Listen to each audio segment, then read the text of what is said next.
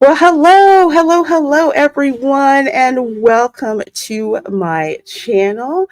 I'm Reina Creole, and so glad all of you are here over here on YouTube, over there on X, or I should say over here on X. We're kind of two places at once.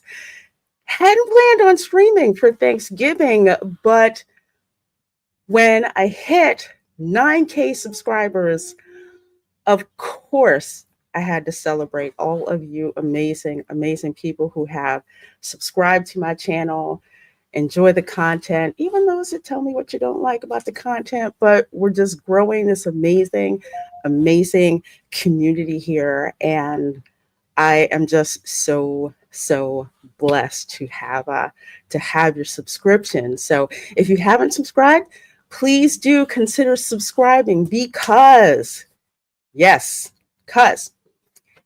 if you watch this live stream, I am indeed giving away for the 9K celebration. Please don't fall over Publix program.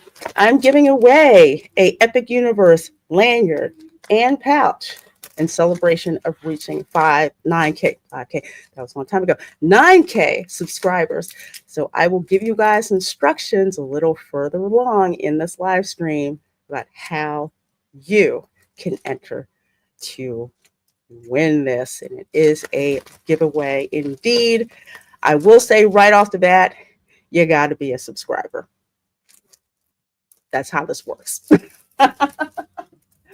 So today, I was trying to figure out what to do. I knew we were going to be doing a chill type of stream for real.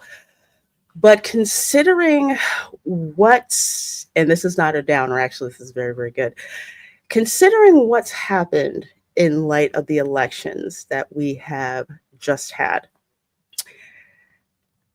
I figure it's a good time to let you guys know about another divisive time in our country's history. And why, because of that divisive time, we have the Thanksgiving Day holiday as we know it, and find out your girl's ancestral link to those pilgrims. Yes, you can never go by what you see.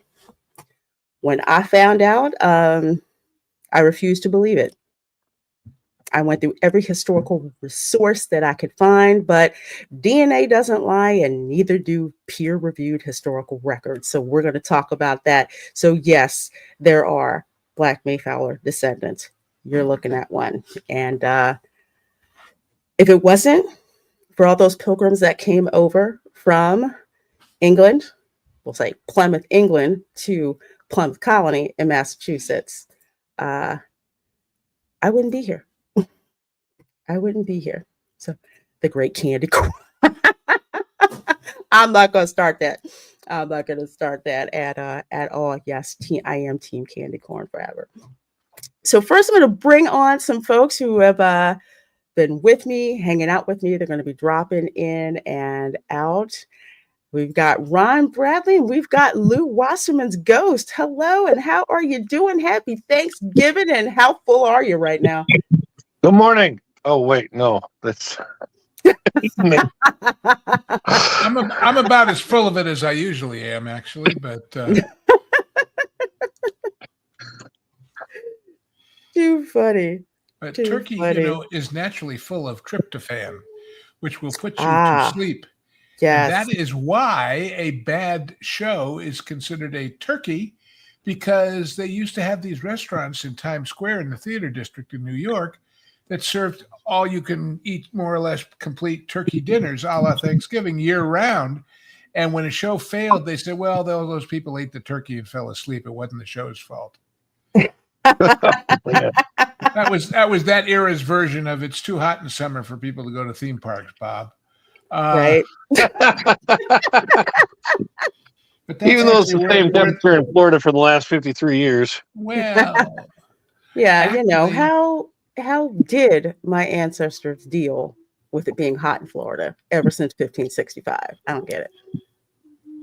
It could be more humid than it was, however. I remember reading somewhere that Phoenix, Arizona, has become remarkably more humid because of all the swimming pools. And that natural evaporation of water made it several points higher in humidity. So That's interesting. Yeah. And also, in the 1500s, we were still at the end of the Little Ice Age or something like that. It was still a little bit colder back then. Yeah, and they were wearing all those wonderfully comfortable homespun wool clothes. Ugh. Yes. Ooh, when I saw those in person, I'm just like this, and it being that hot. No, it must have been Let's just say absolutely miserable. the aromas of Thanksgiving were not just the ones we're familiar with now. Yeah, exactly. Although a few of us Exactly. have relatives that are trying their hardest to replicate them. Well, Jay, thank you so much for this $5 super chat. Thank you and happy Thanksgiving. Says my mom found out that my dad's family is also Mayflower, though she can't trace names. Yeah, it takes a while to do that, but it definitely is possible. Just talking to relatives, and it's like you start from yourself and you start to go back from there. Stuff that you don't think is important, write it down because it can be important. For me personally, because I did not believe what the DNA was telling me, even though it was right there in front of my face. I had to go through a lot of books and a lot of names until it was like, yeah, you can't deny this anymore. This is actually true. So yeah, definitely check out the oh my gosh, what is that thing called? The Society of Mayflower Descendants. Actually, they're online. I'm actually going to pull up their page for us to look at. So thank you for that $5 super chat. I sure do appreciate that, my dear. Just so you know, Lorena, it was my descendants that sent yours over because I'm the great grandson of April Showers. Okay, and April Showers brought Mayflowers. Wait a minute. I thought April Showers performed at that strip joint outside of Disney World, but no. Rachel? She performs inside on the ball at Epcot. It's a shame. I'm like, which strip club? I'm like running the list of them because they advertise all over. No, but in the old days, when you drove in from the airport, you went by this big one in kind of a domed building, and wow. Yeah, don't know that. Well, things. Rachel's Steakhouse is not very far from the airport, so maybe it was Rachel's back then. Yeah, that's what I'm thinking. At least that was, popular one that I remember. And speaking of popular, I'm so glad looking at all you people in here watching between X and here. Going through all of these, everyone saying hi, good evening, and congrats, and thank you, and happy Thanksgiving. You guys are awesome. Love you, Lorena. Happy Thanksgiving. I got so full. You know what? I haven't really had Thanksgiving dinner. Not really. Okay. So for me and my family, Thanksgiving is pretty laid back because we're doing two things: planning on what shopping we have to get done, and two, who's on the hook for hosting Christmas dinner. For us, Christmas dinner is the big thing. And I thought it was kind of weird that in the South, except for my relatives who lived up north, for us, it's like we're always around, Thanksgiving. But down in the South, it's kind of like Thanksgiving. Really? There's a reason. There's a reason for. Well, I always tell people my big Thanksgiving tip as far as what to do with turkey leftovers: make turkey chili, and freeze it, and save it for New Year's Day for all those football games. Oh, trust me, you'll thank me later. That is interesting for football games. Oh, I'll have to do that. But when you talk about Christmas dinner, do you do turkey or goose or whatever, or do you do ham, or do you do roast beef, or? We do whatever the family requests, what are known as traditional favorites that have been passed down. Then you kind of have the favorites that the family has. So for us, it's like we always do a turkey, but there's usually an additional meat, whether it's a ham or it not being meat, like grilled blue crabs, There you go. Salmon or something. things like that. So it's something, on the side. I've been watching all these European Christmas markets on YouTube where this guy goes around for 2 hours and just shows you. And man, they do a lot of salmon in Germany for some reason. They strap it on an oak plank and lean it into the fire, and it looks awfully darn good. But plank salmon, yeah. But I have the ultimate prime rib recipe if anybody ever really wants to try a prime rib, because it's perfect every single time. You can't screw it up unless you don't pay attention. But sort of food? Oh, well, sorry. the secret to that restaurant prime rib flavor is herb de Provence. That's some good stuff. Which is, although it's I've heard lavender. with the herb, I heard someone had told me, I believe CJ had told me that their herb de Provence, I guess that they get in Quebec, doesn't have lavender in it. Well, then it's not herb de Provence, but it's but here's what you do is you mix butter and salt and pepper and herb de Provence into a thick pastiness, a couple sticks of butter. You bring your prime rib to absolute room temperature. I mean, leave it out for 3 or 4 hours, but you write down the label as to how much it actually weighed. Okay. And when you're getting ready to get started, you turn your oven on to 500 degrees. And you take your hunk of meat and you put it on the roasting pan, but you smear it with the herb and salt and pepper butter until it's coated in it. I mean, absolutely, you can't see the meat through there. And then you put it in the oven, but first, look at how much it weighed. If it was 3.4 pounds or whatever, you multiply all of that by 5, okay? And you put it in the 500-degree oven, you close the door, you set the timer for however many that number was, that 5 minutes times the weight, and you turn the oven off, and you do not open that door.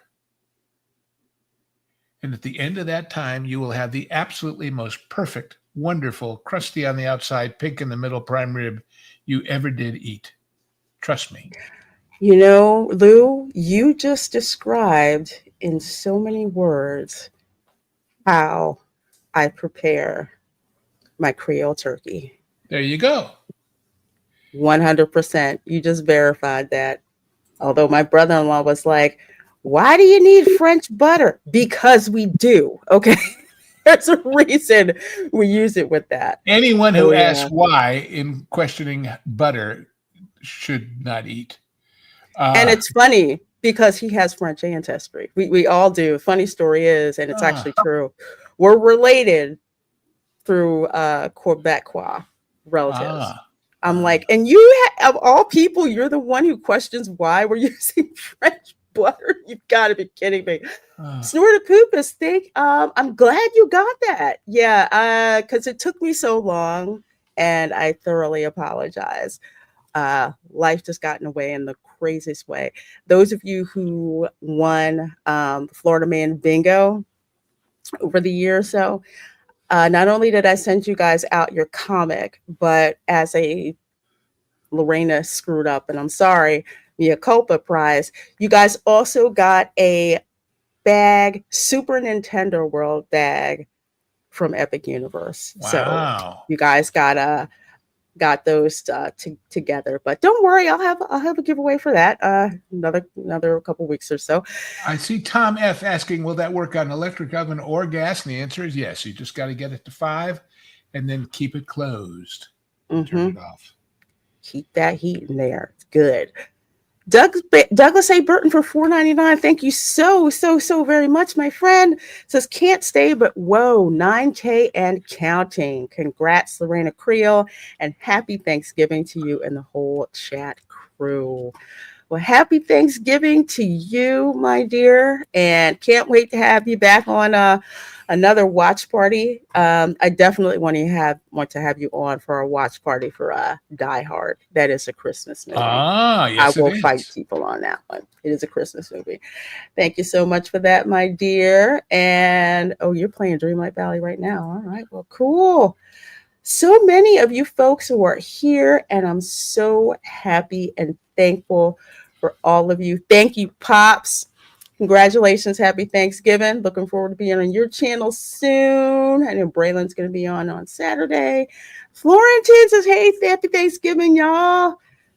Had the great fortune of meeting Florentine in my last stream from the Magic Kingdom while we were watching the fireworks on the boat dock over there at the Grand Floridian Resort. So it was wonderful, wonderful to meet him. We ate at Cracker Barrel. But that's where my sister and her family went last year. Fried turkey. Oh my gosh. I love fried turkey. Fried turkey is amazing. I bet you my uncle did fried turkey. Just do not burn down your house or yourself making No. it. No. That's No, all. you can get away with defrosting your turkey in the pool, but you cannot get away with burning your house down. Yes, that did happen. For the record, I do know somebody that burnt half her entire apartment complex down one year trying to fry a turkey. Oh, I believe it. Yeah, that was People can't calculate displacement, and when the turkey goes in, some of the oil comes back out again, and there's a nice burner to set it on fire, and boom, baby, boom. Yeah.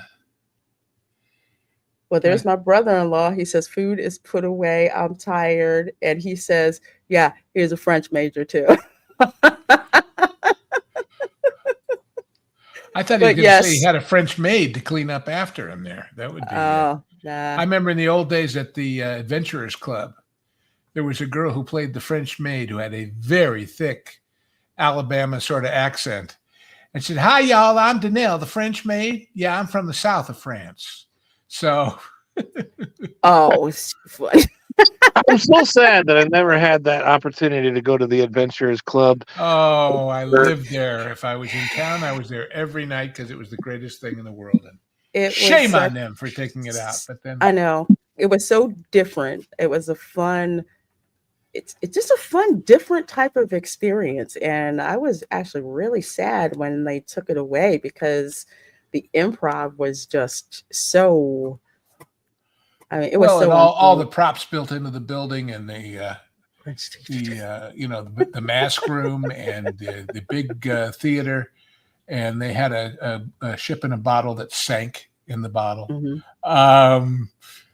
And of course, the bar stools went up and down, and you drank a lot of those congalushes, and you didn't know if they were going up or down or sideways. But those were the days.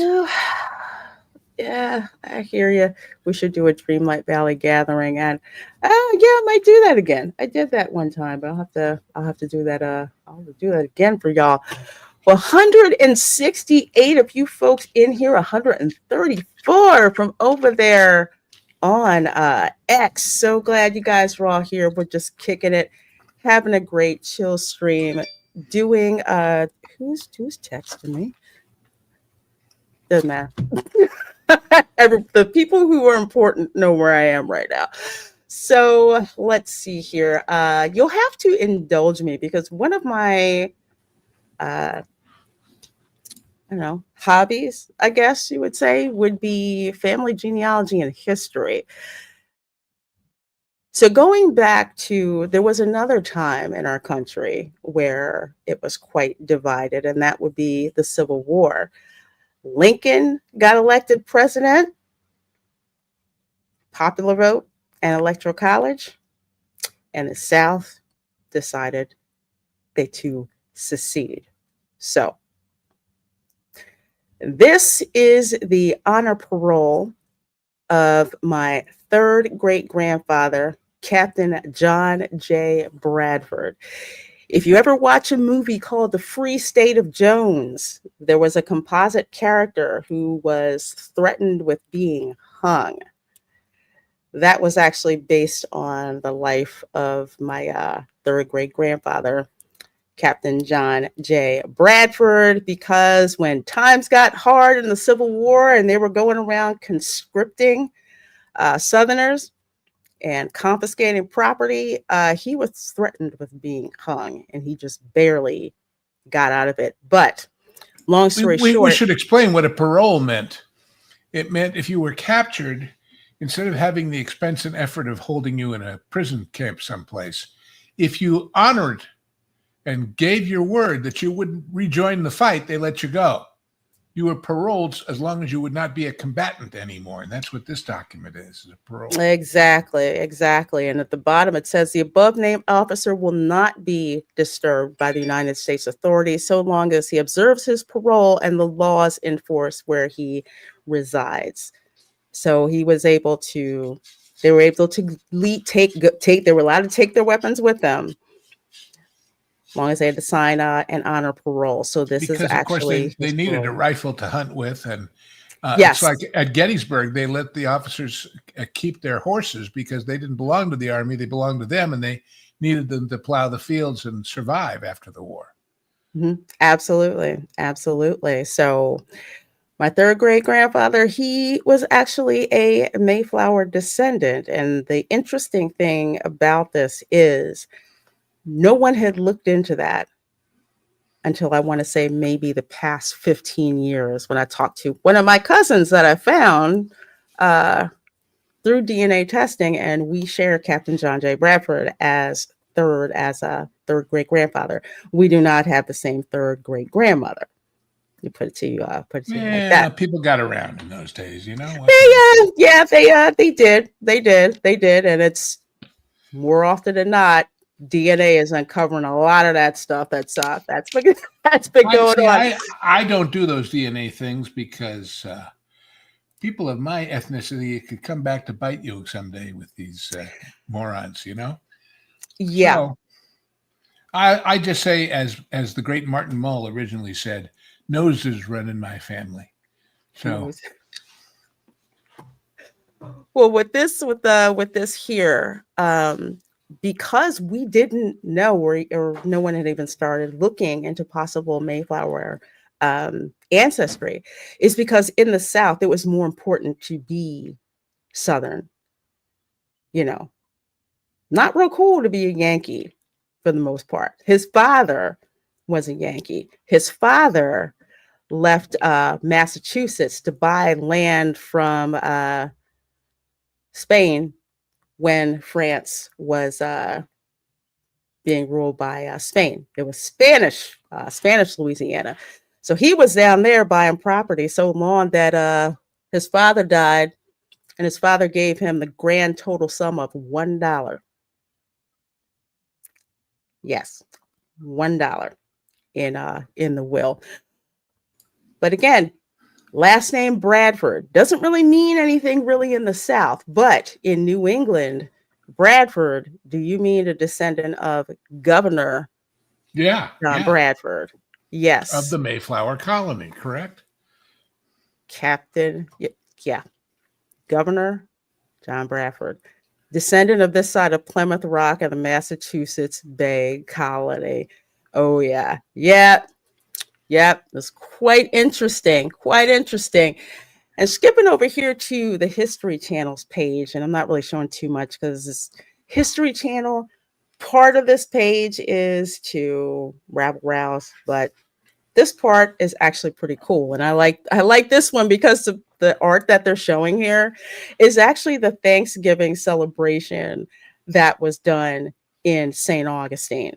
So if Florida had not become a state, Plymouth would still have the quote unquote, actually, no, not Plymouth, Jamestown, actually, historical of a Thanksgiving observation. But because Florida became a state, we got it because you had the Spaniards that came over and they had a meal of thanks with the local Timucua Indians. So yeah, I'm real fun at parties when I'm in certain Mayflower groups and they're like, oh, we had the first Thanksgiving. I'm like, no, you didn't. No, you didn't. No, you didn't. So Either way, it saved everybody from starving because before that they were Eventually, socialists. in 1846, yes, exactly. They did. So, of course, the Pilgrims had their celebration in 1623 to mark the end of a long drought that had threatened the year's harvest and prompted Governor Bradford to call for a religious fast. Days of fasting and Thanksgiving on an annual or occasional basis became common practice in other New England settlements as well. So you also had some during the American Revolution.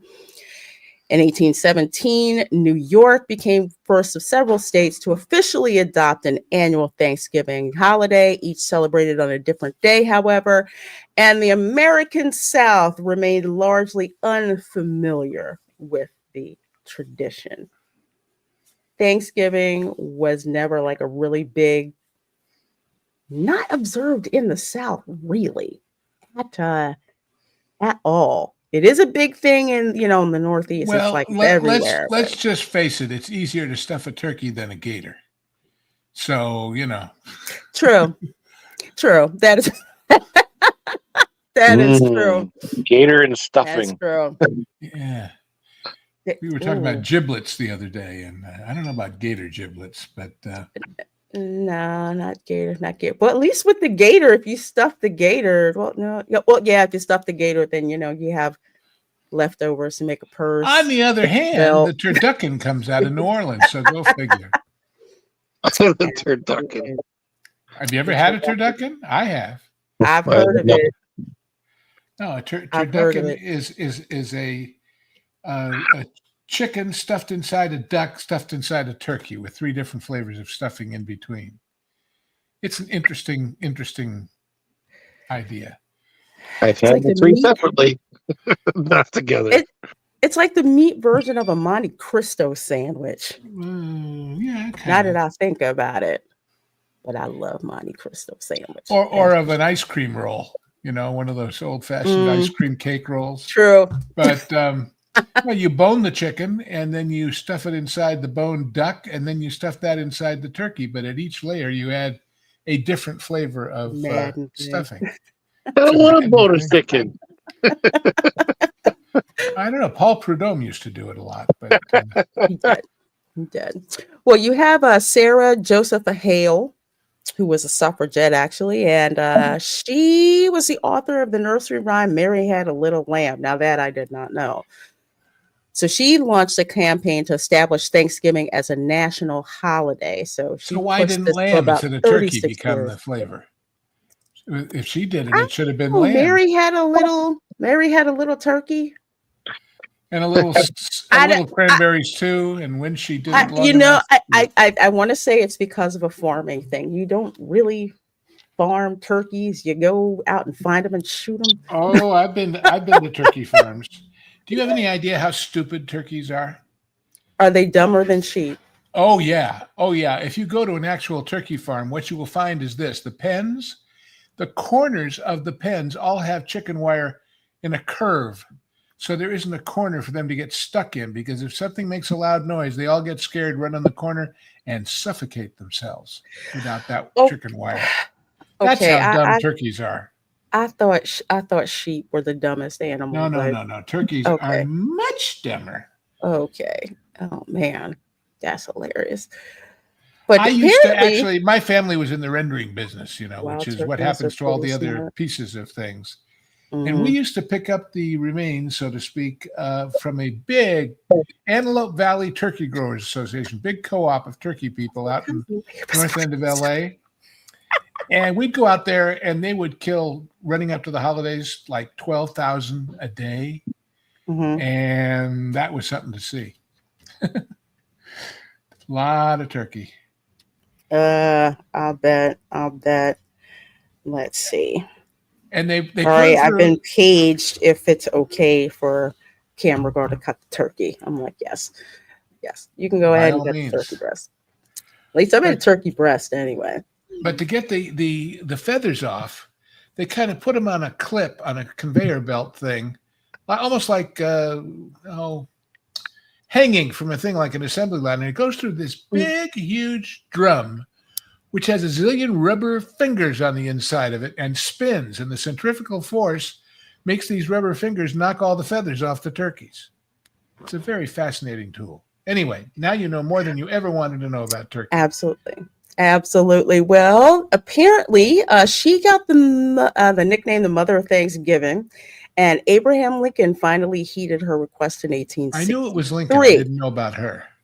Yes. Yeah, I didn't know. I'd heard something vaguely with her name, but did know that Abraham Lincoln finally proclaimed this holiday in 1863. And this was, of course, at the height of the Civil War. And he had a proclamation entreating all Americans to ask God to commend his tender care to those who have become widows, orphans, mourners, or sufferers in this lamentable civil strife, to heal the wounds of the nation. So Thanksgiving, at least in America, established to start that healing process. I mean, the Civil War, I can't even emphasize just how much human suffering was a result of that particular war. But what we know now, apparently you have FDR to thank for moving it up a week in an attempt to spur retail sales during the Great Depression. Like 1 week would make a difference? I don't know. But he had all kinds of interesting plans.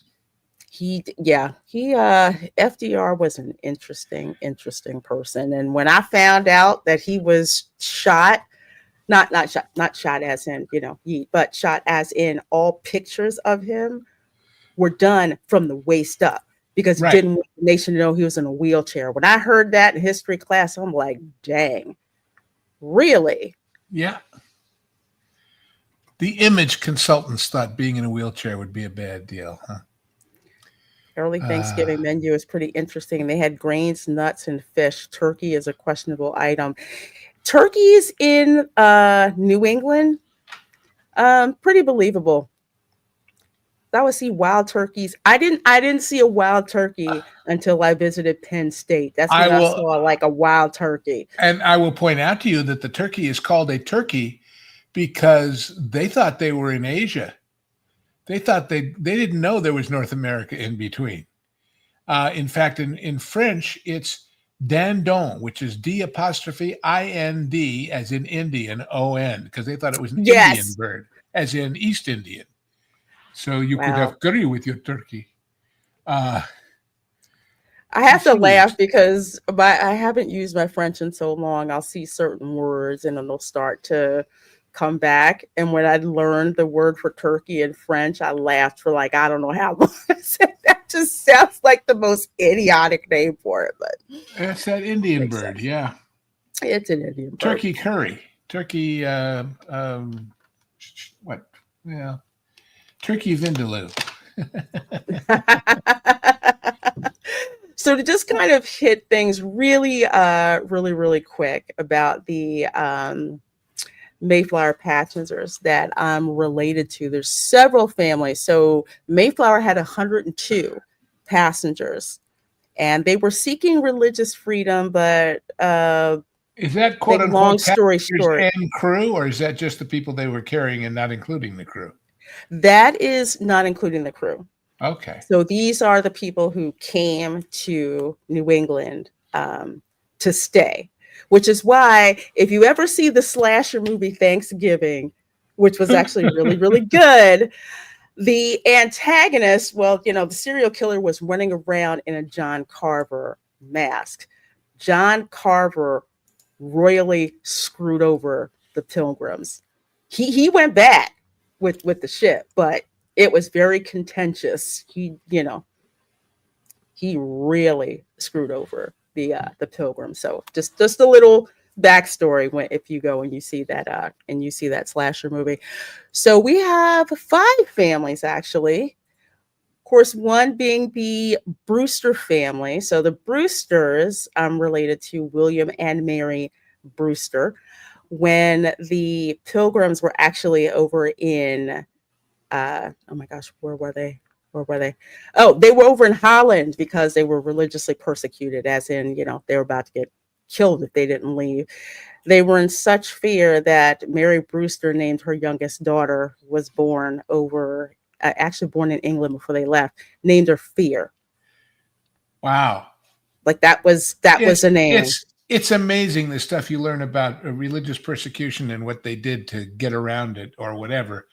If you go to the synagogue in Savannah, Georgia, which I highly recommend you do, it's a beautiful building and they give a great tour, but they will show you the Torah that they brought over, and they were from Spain, the original congregation.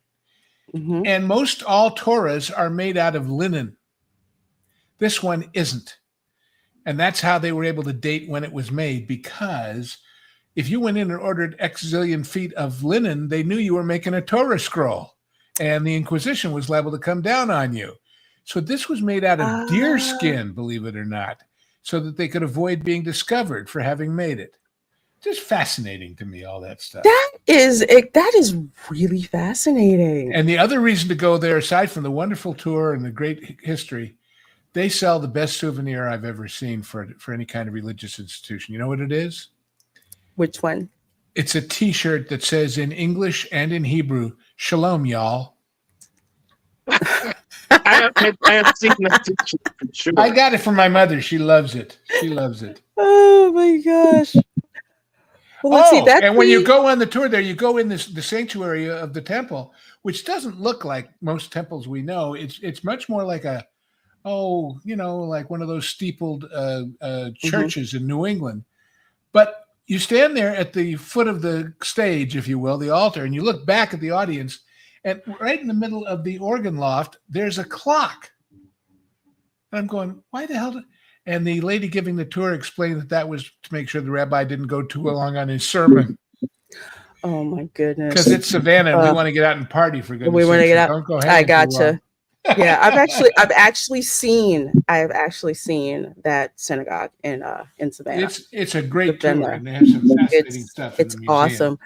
But another thing about the Brewster family, about William Brewster, when he was a child, he actually, I guess, I don't know what you call it, understudy or apprenticed with the postmaster to Her Royal Majesty Queen Elizabeth. Oh. Found that out too. William Brewster, he was an avid reader, collected books like Pokemon, and that's probably where I got my my love of books from. Also, there's Samuel Fuller as well. Samuel traveled on the Mayflower with his brother Edward and Edward's wife and son Samuel. His servant died at sea. Actually, he got knocked off of the Mayflower in a really, really bad storm, and they couldn't recover him. So Samuel Fuller, related to Samuel Fuller. Now, are they related to Samuel Fuller, the movie director? That is an excellent question. That is a very, very, very excellent question. I'll have to find out about that. Yeah. The other one that I have 3 more, and I see some member chats and super chats. So thank you, Izzo's Place and Valiant. Good to see you. Thank you for that $19.99 super chat. It's happy 9K.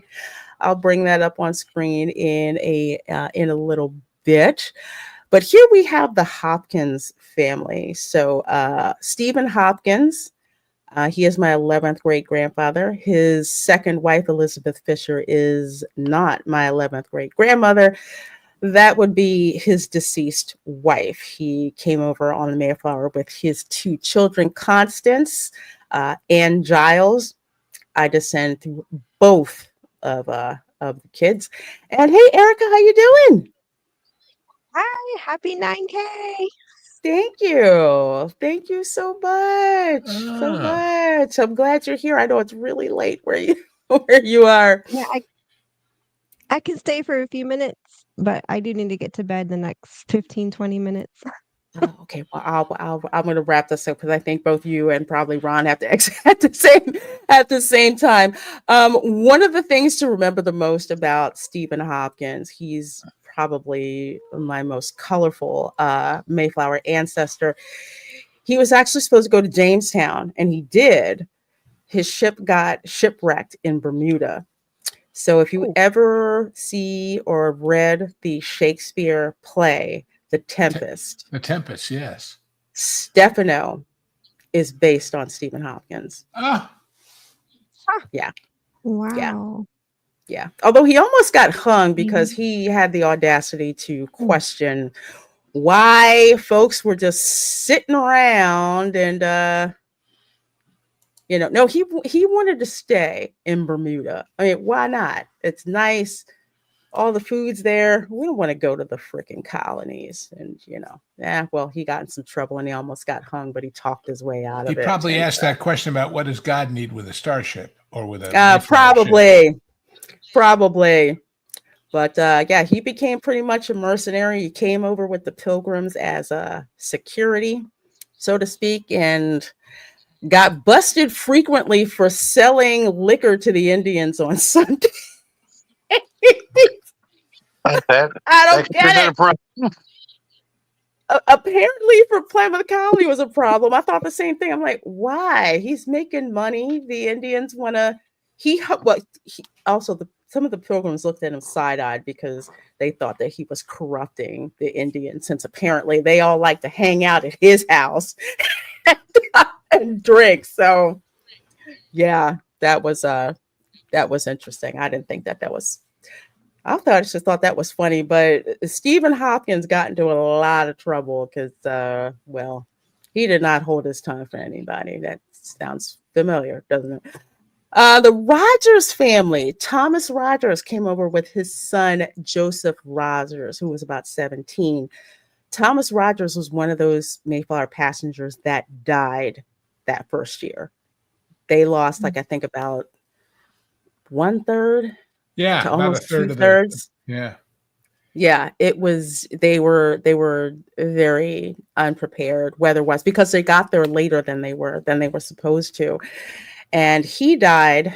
His son Joseph, who I descend through, went to live with William Bradford. So that's pretty much what they did when kids were orphaned. They kind of put them into another adoptive family. So he grew up with the Bradfords. Dads in Plymouth. Right. We teamed up with that family group. And then we have William Bradford and his wife, Dorothy. William Bradford, who was the governor of the colony. Read his book of Plymouth Plantation. That is a firsthand account of everything that happened in that colony. Very different picture from what leftist progressive media tries to tell you about what happened in Plymouth. These people were not aristocrats. They were not rich. You had a lot of craftsmen. You had preachers. You had farmers. You had rabble-rousers. Well, and the thing is, if they had been rich, what are they going to do with the money over there? There's no bank. There's no investments per se. You're going to starve right along with everybody sitting on your pile of gold. It's about what you could productively do for your family and for the colony, not about how much you had in your pocket. No, and you were expected to work. Aristocrats did not want to work. These folks wanted their freedom, so they came over here, and these group of people, that's what they did. These were not people who were very, very wealthy. They had some means, but they weren't swimming in money. But William Bradford, he's my 11th great grandfather. His wife Dorothy is not my 11th great grandmother. His wife slipped off of the icy bow of the Mayflower and unfortunately drowned in the ice. So William Bradford married a widow that came over the next year. So I descend through the two of them. The interesting thing about the Bradford family is that I'm related to William Bradford on my mother's side and my father's side of the family. Interesting. Yeah. Wow. So in other words, everybody at Plymouth has a Reina in the woodpile somewhere. Yes. Yes. They do. And it's like trying to trying to comb through all of these lineages, it's like I have to take a shot of Jack because you have, the one set of parents, and then the wife died, the husband married the sister, then he died, the sister married the it's all in there together. You want to know why so many of the so many US presidents are related, and why I'm related to so many US presidents, including the Bushes and including Barack Obama, is because of the Mayflower passengers, and that they're like the Acadians. Okay, if you've ever tried to untangle Acadian or Quebecois ancestry, they're all mixed in there together. So there is a reason. Yeah. All related because of New England and because of these Mayflower passengers.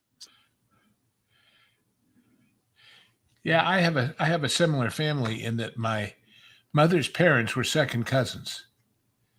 And so everybody, I used to meet people, this is Aunt so-and-so and Uncle so, and they weren't aunts or uncles. God knows what they were. But that was the shorthand, it was everybody's an aunt or an uncle. So whatever. The family of man, right? Yes, it is. It's very interesting. I was shocked when I found all of this out, and for the question that some folks may be afraid to ask or don't want to ask that, the three ancestors that I have that I get we'll say the three Caucasian ancestors that I have that I get the Mayflower ancestry through, only one of them possibly could be linked to slavery. I say possibly because in New Orleans, not all of them were slaves. Yep. And you had a lot of you had quite several people who were Black and who were slave owners. Some of them who I'm actually related to, which is a very interesting scenario. No, I'm not getting reparations whatsoever. Let me tell you. There's no. I guess I would pay them to myself. I guess is how that would work. So that is a very interesting. Is that the ultimate example of pay it forward? I would say so. Yeah. Yeah. I would say so. Yeah. Well, I know we're. Oh, I'm sorry. Go ahead, Ron. I just said it'll certainly come full circle. Well, yeah. Pretty much. It's a very interesting thing when you bring it up. Well, Ron, I know you and Erica have to go. So thank you guys so much for popping in. Thank you guys so much for dropping in on my shows and everything. We just have such a great time, and I'm just so thankful for the both of you guys. So, Ron, do you want to tell the people where they can find you and what you got coming up? Well, first, congratulations on the 9K, because that's huge. Thank you. And Thank you. I wanted to be here to celebrate this with you, and Thanksgiving. I still do the Daily Dish on Follow the Bradley's Fun, 9:30 a.m. tomorrow. Past that, I'm editing the vlog from today for the Thanksgiving. It's a short vlog about our little experience at Cracker Barrel, but it's fun. It's always good for people to know what kind of alternatives they might have when they're looking, in Orlando for a Thanksgiving dinner. And so that will be up sometime tomorrow, but the Daily Dish will probably happen first. I might be able to get it done and stream into it, but I doubt it. I got some editing to do. Other than that, just stay tuned into Follow the Bradley's Fun for more to come, especially with live streams and how busy it's going to be in the parks, both Universal, SeaWorld, and of course Disney during the holidays. We get invaded in Florida. There's nowhere to hide. Well, Erica, so glad you're here. Can you let the folks know where to find you? Well, like Ron says first, congratulations on 9K. Thank you. To 20K. Gotta speak it out there. Aim high, as they say in the Air Force. Yes.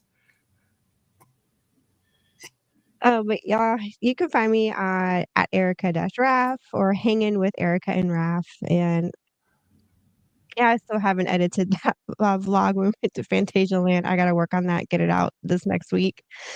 And Raff has off next week. Christmas markets are opening up. So we are going to start our Christmas marketing vlogs. So be on the lookout for announcements. I will be. You better get some glue wine for me. I was going to say, if you see a beautiful lady who doesn't get enough sleep drinking a lot of glue wine, that's probably Erica. So say hi. Glue wine. Yes. Do you want to go to the one in Frankfurt? And Lorena, I am going to get you one of those glue vine glasses that you, for some unforeseen reason, didn't take it with you. I didn't know I could take it. Yeah, it's just a deposit, but that's why you could take it with you, because technically you paid for it, or you return it, get your deposit back. Yeah. I did not know. Oh my gosh. Oh, I would love that, because I love the German Christmas markets. I did. I mean, we had them in like Bethlehem, Pennsylvania, like a couple of little spots, that we knew about it, that it was there. Yeah. It was kind of like a, like a, hey, this is a replica of the Christmas market. But to actually go to the Christmas markets in Germany, especially in Frankfurt, especially in Nuremberg, Nuremberg, Cologne, nothing. Rothenburg ob der Tauber has a great one. Budapest has a good one. I tried testing the water because we went to Cologne once, and oh my gosh, I looked at Raph and I said we should go one last time, and he looked at me and he said no. And it was like a hard pass. It is, you cannot even move through the crowd. That's how crowded it is. It is so crowded. You just eat. Oh, okay. So sorry. He's like, I can't do it. I'm and like, shop.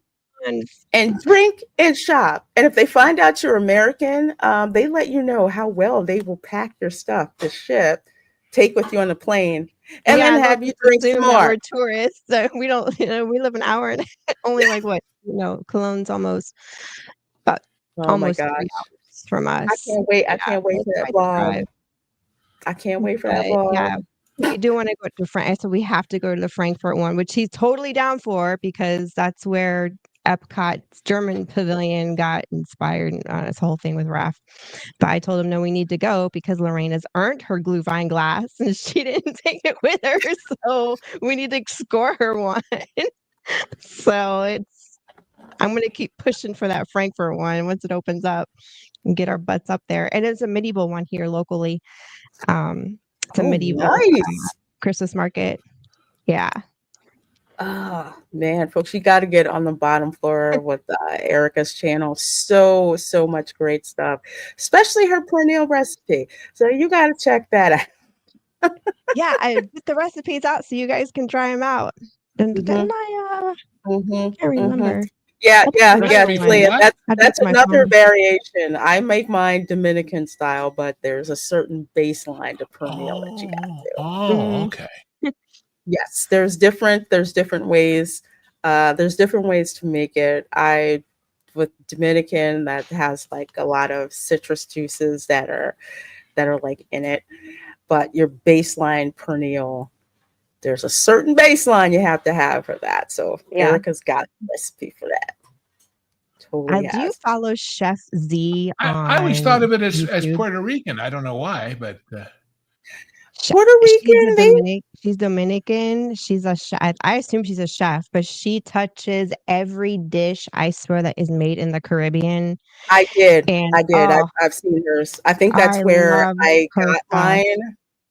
I think that's where I saw hers, because when I first found out about making perennial from I forget her channel, but she's Puerto Rican, so she makes it like the way that you had your recipe, and then I went over and I think I saw hers. It was a Dominican version. I'm like, oh, with Chef Z is she's legit. I did her version of congri, of arroz moro, a few weeks ago. Oh, it's perfect. It tasted just like my abuelos. My only issue was the consistency was a little sticky. So I think I put too much water in the rice, which is a common problem with me. I Yeah, can't quite get my I'm rice. guilty. I can't. My mom It would be is so upset. She'll be so upset. I but the would flavor joke. was on point and the Yeah. color was perfect. And it was Chef Z. I'm like, yes. I'm like, that is as close to my abuelo's recipe as I'm gonna get. The flavor was there. It was just the texture was a little off. But I mean, we ate it. There was none left. Oh, and that I would turkey, we annihilated that turkey tonight, by the way. There's only one drumstick and one wing left. I would joke that in our family, especially with my mom's family, they made rice so darn much. I'm like, what are we, Asian? It seems like we have freaking rice with everything. It doesn't happen on my Oh, dad's side of the family. Then we find out, okay, all right, Latina roots, that makes sense because there's rice in freaking everything. I swear to yeah. God. My dad, he's like, if there's no rice, it's not a complete meal. And that's so yeah. And He's that's my very mom's particular. family. Everywhere you turn around, there's like rice, although Rice that's on also a the South table. Carolina thing too. But yes, you have to have rice. It has to be done perfectly. And if you burn it, you suck. Oh, yeah, my older sister made rice once, and she made it wrong, and it came out crispy, it didn't cook all the way. So to this very day, I mean, like, we're 20 plus years, and we still to this day tease her about it. "Oh, gonna make that crispy rice Yeah, again?" that crispy rice. I Yeah, was you like, burn 20 it. some odd years ago, let it go. That was like the thing where I was like, you have to learn how to, how to steam that rice right. I'm like, I'm tired of rice. Tired of rice, and believe it or not, on my other grandmother dad's side, tired of freaking cornbread. Oh my gosh. Okay. It's like with my dad's side of the family, it's not a meal unless it's got cornbread. On my mom's side of the family, it's not a meal unless it's got rice. Oh, God. Yeah. So you're not running from the starches anyway. No time soon. Yeah, and that's what happens in a Creole family. Guys, I'm so, again, thank you guys so much for dropping in. I know uh it's Where did Thanksgiving, Lou it's go? time He with just disappeared. family. Oh, like a ghost. He should be back He soon, just I hope. Like like poof, a ghost. like yeah, literally, poof, I'm out. So hopefully we will be back. He'll be back. But folks, make You had to sure go to the loo. he what? You had to go to the loo. Okay, I need to get my Steam Deck. I really do need to connect my Steam Deck. I'm missing all these cool sound effects. Thank you guys so very much for being here. I appreciate the heck out of you guys, and looking forward to, of course, checking out more stuff on your channels. Looking forward to our stream on Saturday. And folks, make sure you subscribe to Ron. Make sure you subscribe to Erica. Yes. Bye, guys. Have a good Girl. night. Congratulations, Bye. Lorena. Happy Thank Thanksgiving, you. everyone. Happy Thanksgiving. Thank you. Thanksgiving. It's Bye. so glad there's so many of you guys here. Izzo's Place, a member for 9 months. Thank you. Says, whoo, congrats on 9K. Hi, Ron and Lou. Well, hopefully they're watching the replay so they haven't gone away completely yet. They can see this. So thank you, Izzo's Place, for being a member for 9 months. Members, so thankful. Thankful for everyone, but really thankful for members as well that's supporting the channel at an additional level. And we'll actually have a Epic Universe giveaway for channel members too. I'm just trying to get that together. And like I recognized earlier, thank you, Valiant, for that 1999 super chat. Happy 9K. Thank you so very much. I usually cannot make Valiant show on Sunday. It's like Sundays and Wednesdays. But I'm always thankful for the open invitation. So thank you so much for all of your support for my channel and having me on your channel. Real one, dude. And someone else who I can talk to about the awesomeness that is Louisiana cuisine. For real. Let's see. Karen Owen says, damn it, darn it, Lorena, I'm not related to you. My ancestors were Puritans who came in 1630 and after. There's a chance you are. Because I have Puritan ancestors too. Yes. A lot of them who were preachers. Mm-hmm. Even one who, oh my gosh, I'm blanking on his name. And I just want to kick myself because I can't remember his name. He was a preacher. He would actually go and preach to the Indians. He was a Puritan, and he actually died in a snowstorm because he had been out preaching to the Indians. But actually, he looking at the records, it seems like he had dementia and somehow got loose, and they found him later on. And one of the things that I do know is that the colony kind of looked down on him because he was one, he wasn't educated in a seminary, and two, he was French. Yeah. Hating on him for both of those reasons. I wish I could remember which group my mom's oldest immigrating American ancestor was part of, but I only remember they arrived in the 1600s. Dad's fam arrived in the 1700s. Latest arrival came in 1850. That part was part of the Great Migration from the 1600s to the 1700s. A lot of people were fleeing England because of religious persecution. Thank you, King James. No. Sorry. Wasn't King. Well, yeah, in the kind of a way it was King James Bible, folks. Well, the Geneva Bible actually had commentary about King James. He didn't like that.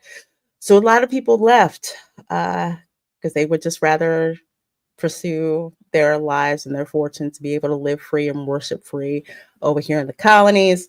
Although, unfortunately, they were also, England was kicking their convicts out to the colonies as well. Sound familiar? Ben Franklin wrote an essay about that, actually. Darth Plato says, I have ancestors that date back to the Norfolk region, but they did not come across in the Mayflower. Did they come across probably with the Jamestown settlers? Because you had settlers coming to Plymouth, Philadelphia, and Chesapeake Bay region, which is Norfolk. Lord Sogol, just here today. Big fan of Lorena. You are so cool and beautiful. Well, God bless you, my dear, and thank you. Thank you. So glad some of you are here. My family settled Canada. Bishop, that's awesome. That's awesome. Sounds in line with my Quebecois family.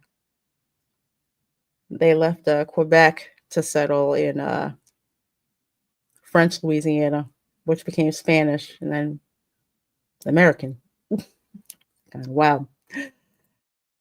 91 LSXRS. I can't say that right. Folks are finding they're related to Reina Creole like it's a damn parent trap.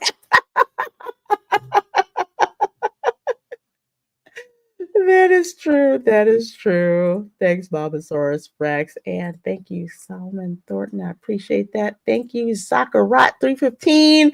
I'm having jambalaya. Oh, delicious, delicious, delicious. I also want to say thanks so much to all of my mods because I could not do these live streams without you guys, for real. So I'm grateful to reach 9K.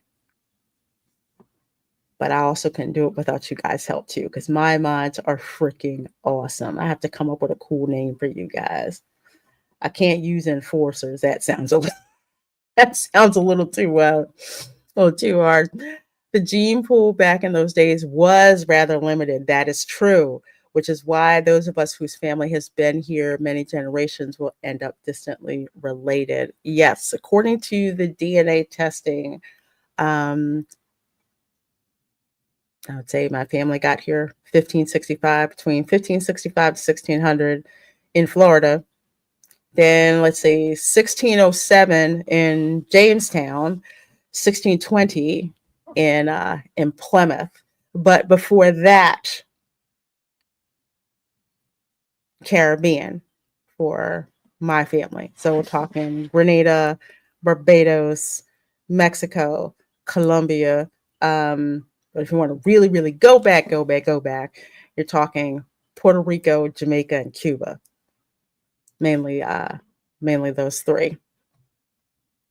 It's kind of wild, but yeah, to realize how long my family has been here. It's something else.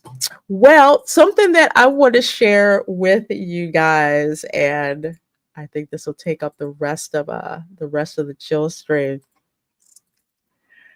Daggone it, I forgot to share audio, but did I? Yeah, I did. Okay, so I don't know how many of you are familiar with the Jolly Channel.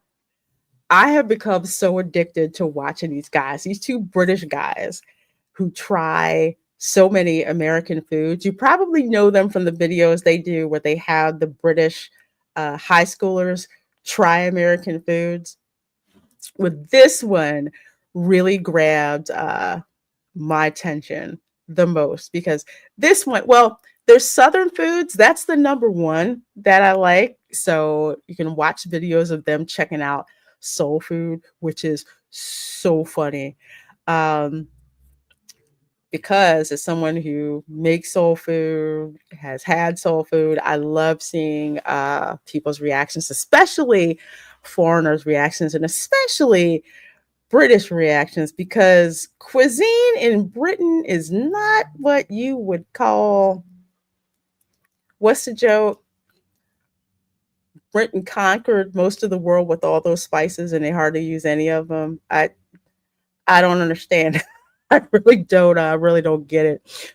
But I love these guys. Hopefully they won't claim me. Careful with that knife. Show it who's boss. That is delicious. Wow. Oh, there's a lot. So, little background. They're at this restaurant. This guy, this particular chef, he has a restaurant in the UK. I don't know specifically where. I think it's London. But he is from Mississippi. So he's doing Southern style Thanksgiving. This is what got my attention. What's going on? What a meal. Oh, wow. There's your turkey. There's David. And there's the turkey. They're looking like, holy crap, how do you get a bird? That's my God.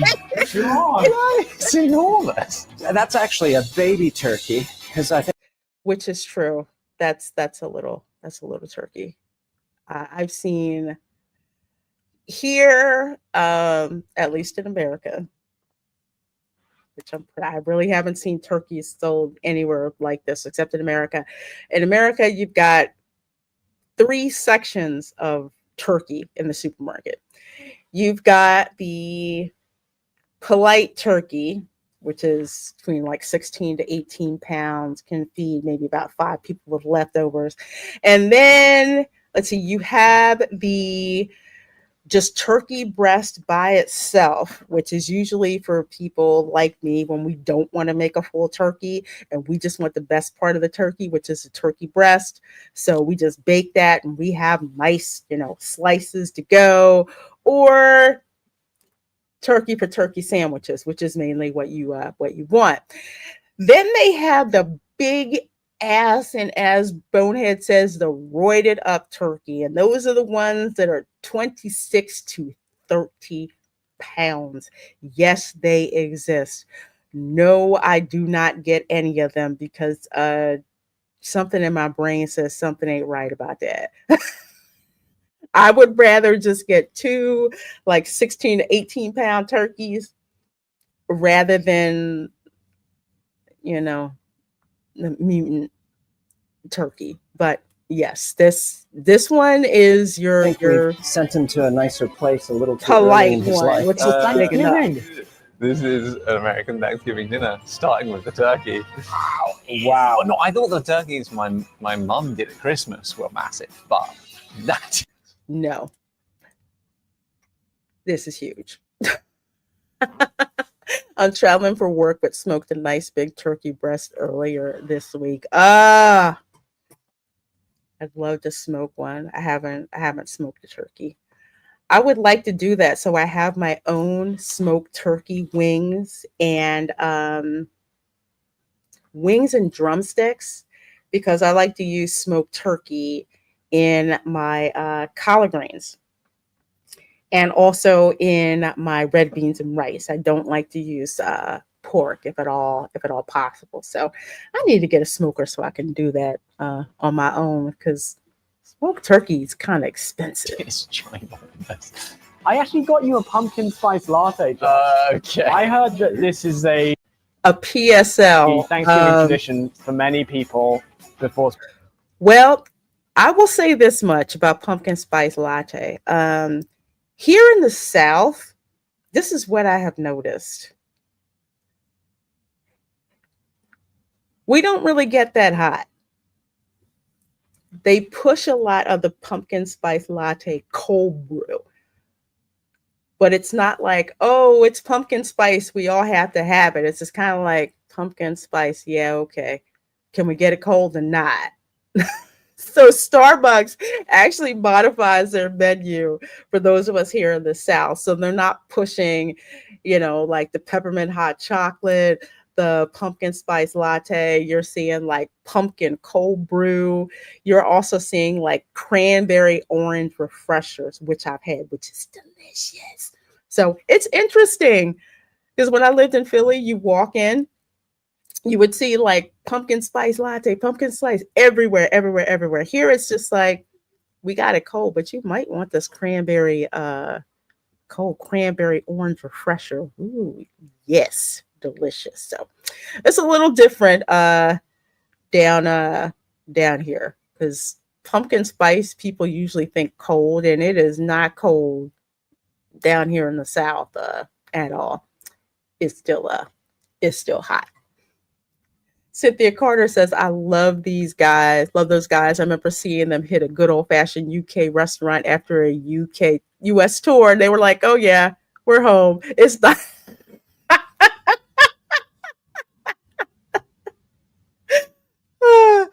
Do you wear flannel and boots when you go get your PSL cold brew? No. I usually have on a t-shirt and shorts and sneakers, or my high heel sandals if I want to be cute. But that is not a thing here. Pumpkin spice frap. Now that sounds delicious. That sounds good. It's fun watching them try different kinds of food. Yes. And especially fun watching them try Southern foods and soul food. Those are the ones that get me. I love it. Yeah, they did one at Buc-ee's. They did one at Wawa too. I kind of felt a little bad for them. But they did. But they love Philly cheesesteaks. So I got to give them to that, because, Philly cheesesteaks are Spending the entire day with their relatives. Pumpkin spice latte. I don't know. What are you doing? Yeah, you got to put something in it. Put a little something in it. So they're like carving the turkey. Okay. A little bit ahead here. Cranberry relish my gosh. and gravy. And one of the things you're going to learn is there's always more. So that's cranberry and brandy with little pearl onions. So Okay, so cranberry sauce, he made it the way that I do, which is I make it fresh. And for my cranberry sauce, I make a vanilla lime cranberry sauce.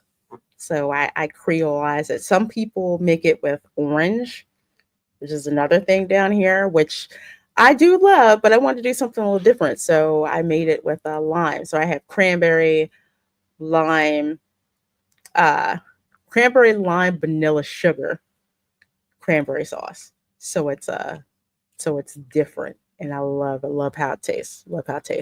This one with rum and pearl onions, I need to try. always more. So that's cranberry and brandy with little pearl onions. With so just pick what brandy. you like and then pour some gravy on it. Big bit of skin. Oh my gosh, that's really juicy. Oh. I really want to try the skin. You're welcome. Yeah, you got to try the turkey skin. Okay. My family, they fight over the turkey skin. Like literally, the turkey skin is claimed before it is even cut. And usually it's one of the elders who claims claims the turkey skin. That turkey skin is so good. It's so delicious. I would nick a piece of the turkey skin before I would serve the turkey because I wanted to taste it before, usually giving the slight to my granddad because he wanted the turkey. He wanted turkey skin. Happy Thanksgiving, Charles. Good to see you. And I love the guys over Jolly. Yes, they are so much fun. They're like, I'm such a foodie. But having visited Britain like 3 times, I know what the food is like. So I love watching the reaction. Slice of skin that I gave you. Are you thankful? Oh my God. That is delicious. Very salty. Very salty. It's got like a Really? There's such thing as too salty? I'm kidding. I'm kidding. Of course there is. salt crust layer, but it's a bit crispy, and there's absolutely delicious. Wow. Oh, there's a lot going on. Oh, that's a chunky gravy. That looks good. Now this is a slice of bona fide Thanksgiving turkey. Yummy. Yes. You have to have a nice thick This is slice. amazing. All right. Not Gravy's incredible.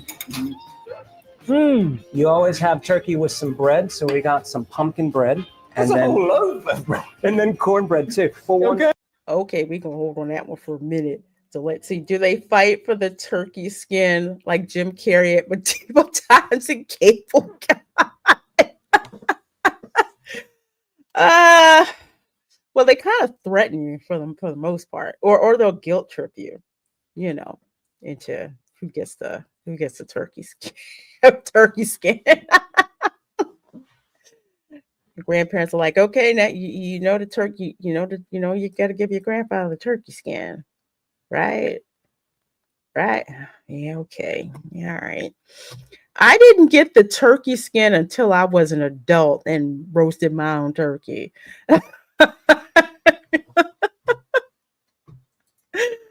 Oh, it's nom nom nom. Cornbread needs more love. Oh, I make cornbread a half for dressing each, but take what you need. everywhere. Try the cornbread with the gravy on it. It's really good. Okay, now I want to try this cranberry I sauce. tell Let's get you. that. Okay. The two.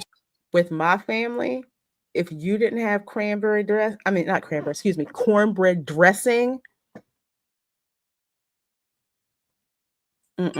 you will get roundly shamed because you didn't have cornbread dressing. So much so, I love my grandparents. I do, but I did not like their rendition of cornbread dressing.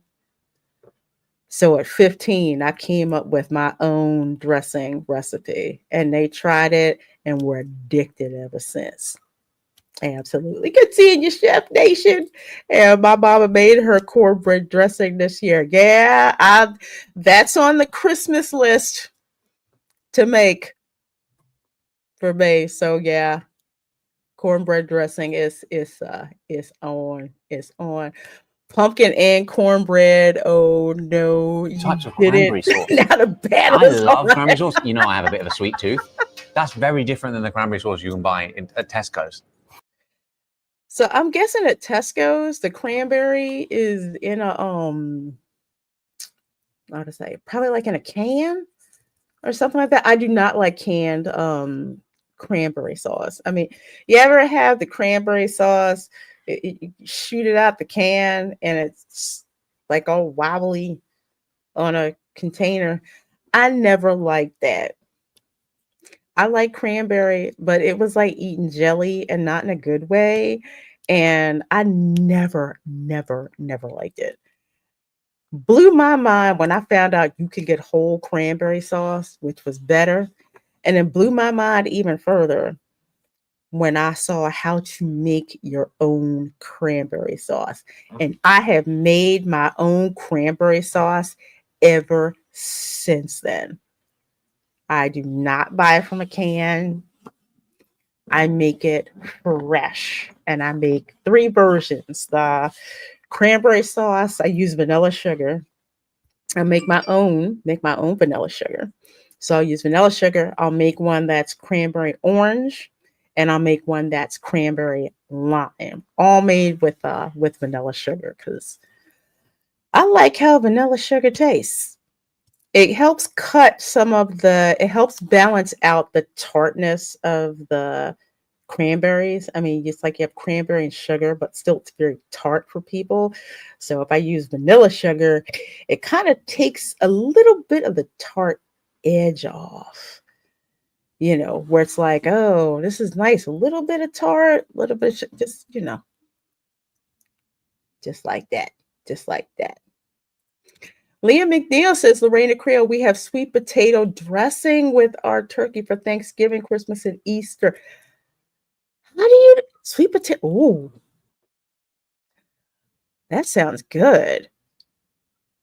But in my family, I always make the whipped sweet potato like separate from the dressing. But I could so see that. Oh, I'm gonna have to try that another time.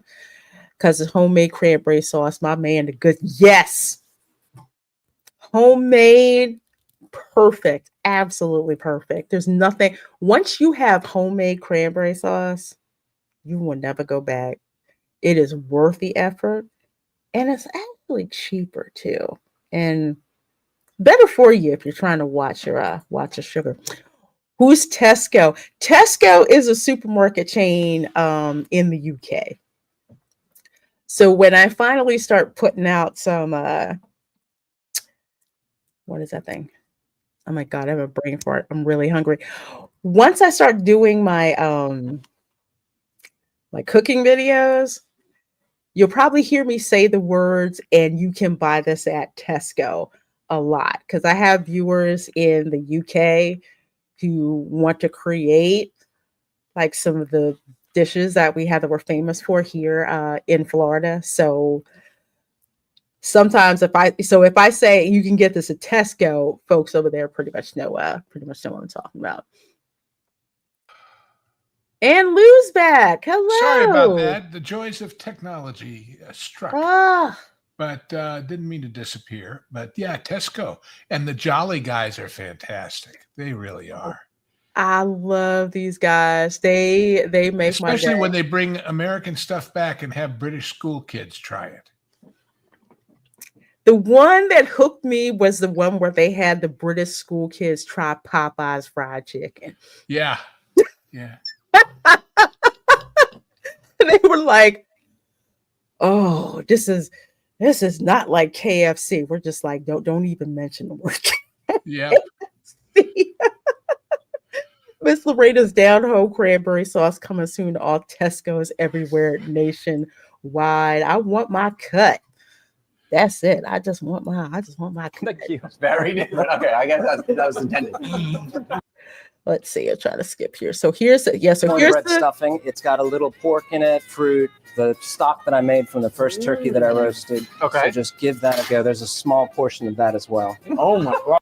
Yes, cornbread dressing. Okay, this is not stuffing. This is dressing. It's a Southern thing. You have it cooked separately, and it's not just bread like the chef was saying. They have pork in it. What I would do is I usually will boil the turkey neck bone to make stock for my cornbread dressing, and then I like cut the turkey meat off the neck and then combine that in the cornbread dressing as well. So it's got like a little bit of fruit in it, a little bit of meat in it, and well, and I always put water chestnuts because they give it a little bit of crunch that you don't know where it's coming from, but it's good.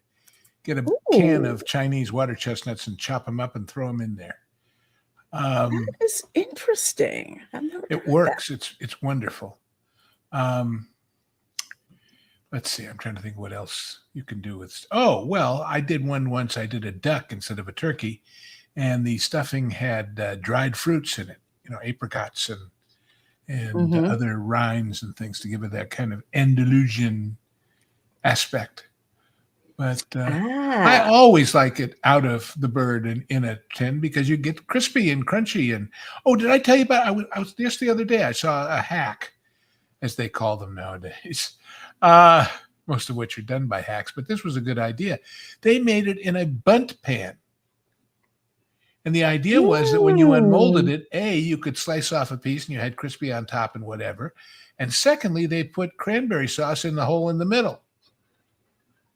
So you had kind of a festive-looking twofer dish. Ooh, that gives me an idea because I great idea. I own several Nordic ware bundt pans. I may have to do that. I may have to put it in the let me see if I can find bundt pan. Oh, I flipping love cornbread. Now, I'm not. I know you're not a big fan, are you? Huge fan of cornbread. Cornbread. You can't. Well, that's because the cornbread that they had, and everyone has their own recipe for cornbread or hack for cornbread. My dad's side of the family would make this dry ass cornbread that was so uninspiring, and I didn't really like it. And then I'm just like, I need to plus this up a little bit. So when I would make cornbread, I actually would put cinnamon in the cornbread and would put more milk in it to make it more of like a cake texture. They really like that. There's that bundt hack. I put it in the side chat over here if you want to take a look. But thank you. I am going to have to try she's making stuffing, but it's the way she serves it that makes the point. Absolutely. Never had cornbread dressing, but I am more than willing to try some with fruit. Oh yeah. Well, I've had jalapeno cornbread stuffing too. That's good. Yep. It's been jalapeno. I've had that before. When I make mine, I have, if I don't use the turkey neck, well, who am I kidding? I do use turkey neck, but I also use breakfast sausage. I use ground pecans. I used to use cranberries, but that was kind of redundant because I was making my own cranberry sauce, so I kind of took those out. But I replaced the cranberries with Granny Smith apples. Oh, there you go. That sounds good. And I put that all together, and I have some nutmeg in there and bacon, and boom, that is how I make it. Yeah, it is. The cornbread dressing is meant to be an elevated kind of bread product. Absolutely. And when I mentioned pears, did I ever tell you what else I do with pears? That's kind of fun. This is one that Jacques Pepin taught me many years ago. Everybody seems to poach pears in red wine, right? It's sort of a cliche and boring. Mm-hmm. He does it in coffee. You take peeled, quartered pears, and obviously no pits, and you put a pot of coffee and a split open vanilla bean and about a cup or two of brown sugar in the pot, and bring it to a boil, and poach the pears in that. Then you take the pears out and reduce it down to a syrup. And oh dear God, is that good? Oh. And it's good by itself. It's good with whipped cream. It's good over pound cake. Basic Sara Lee underlying. Been getting up in there. Anyway, it's a fantastic side dish. Sounds. Try and take all the attention. That's you. As usual. I'm not going anywhere. As usual. Yeah. I'm gonna let Ollie just die on that hill.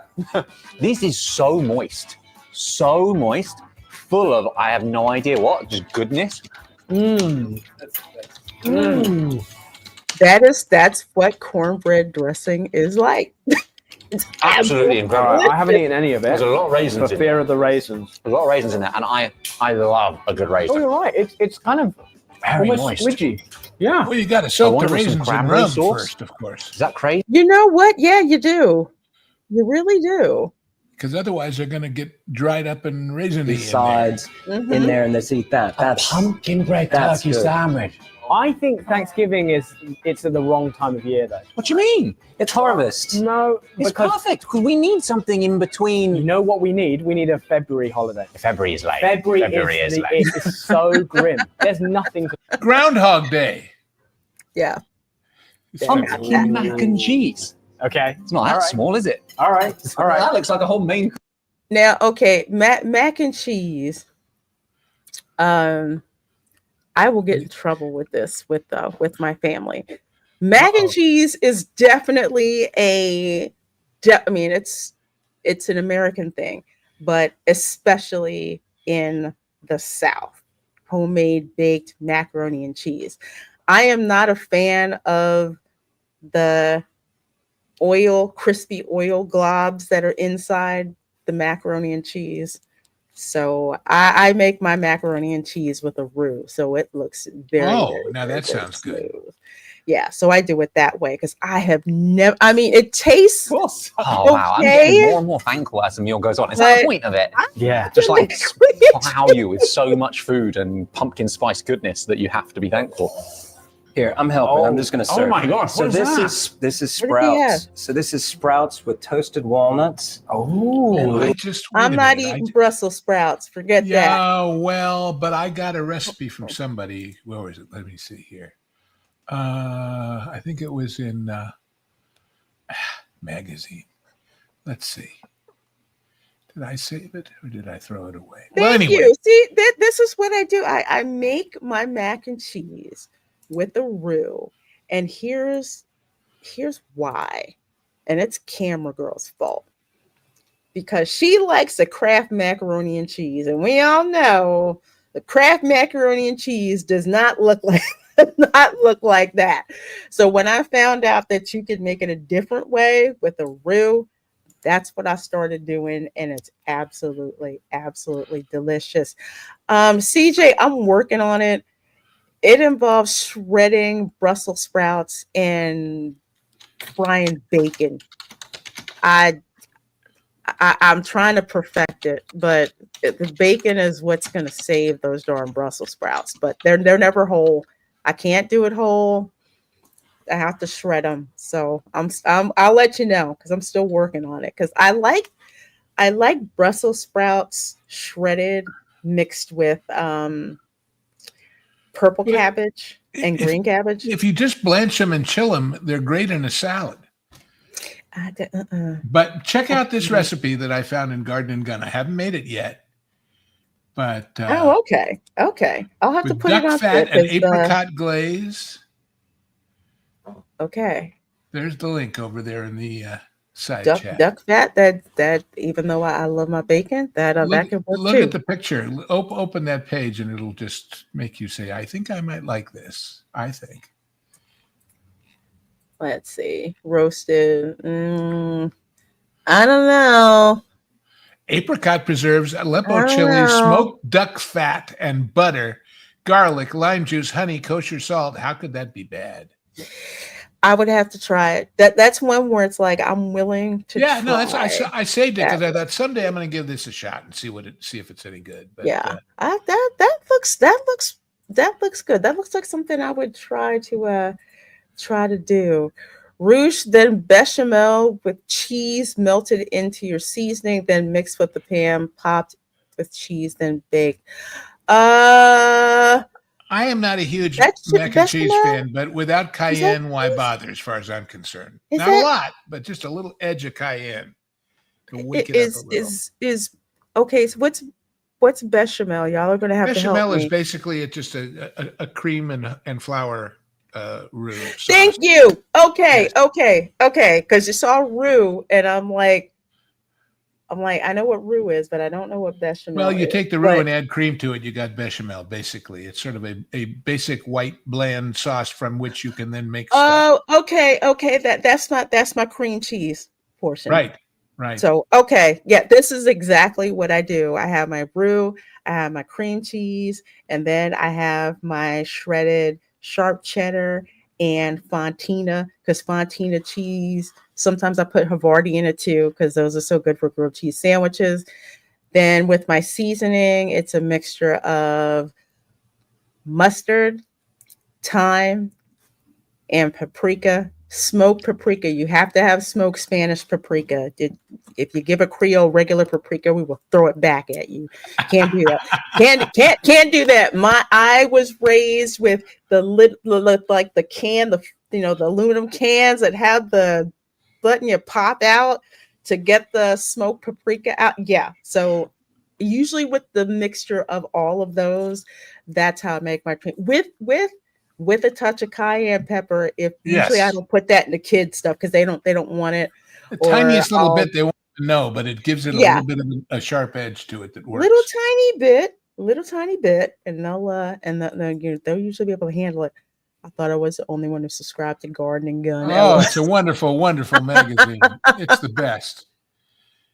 I love that. It's an aspirational Southern rich person movie, magazine. 90% of the people like me haven't got the money to buy anything in the ads, but it's fun to look, Well, I'm definitely going to be checking. You talk about smoked paprika. I was watching, I gave you a link. There's this outfit called Pro Walks that does walking tours of all kinds of different cities in Europe, and he has a whole series of the Christmas markets.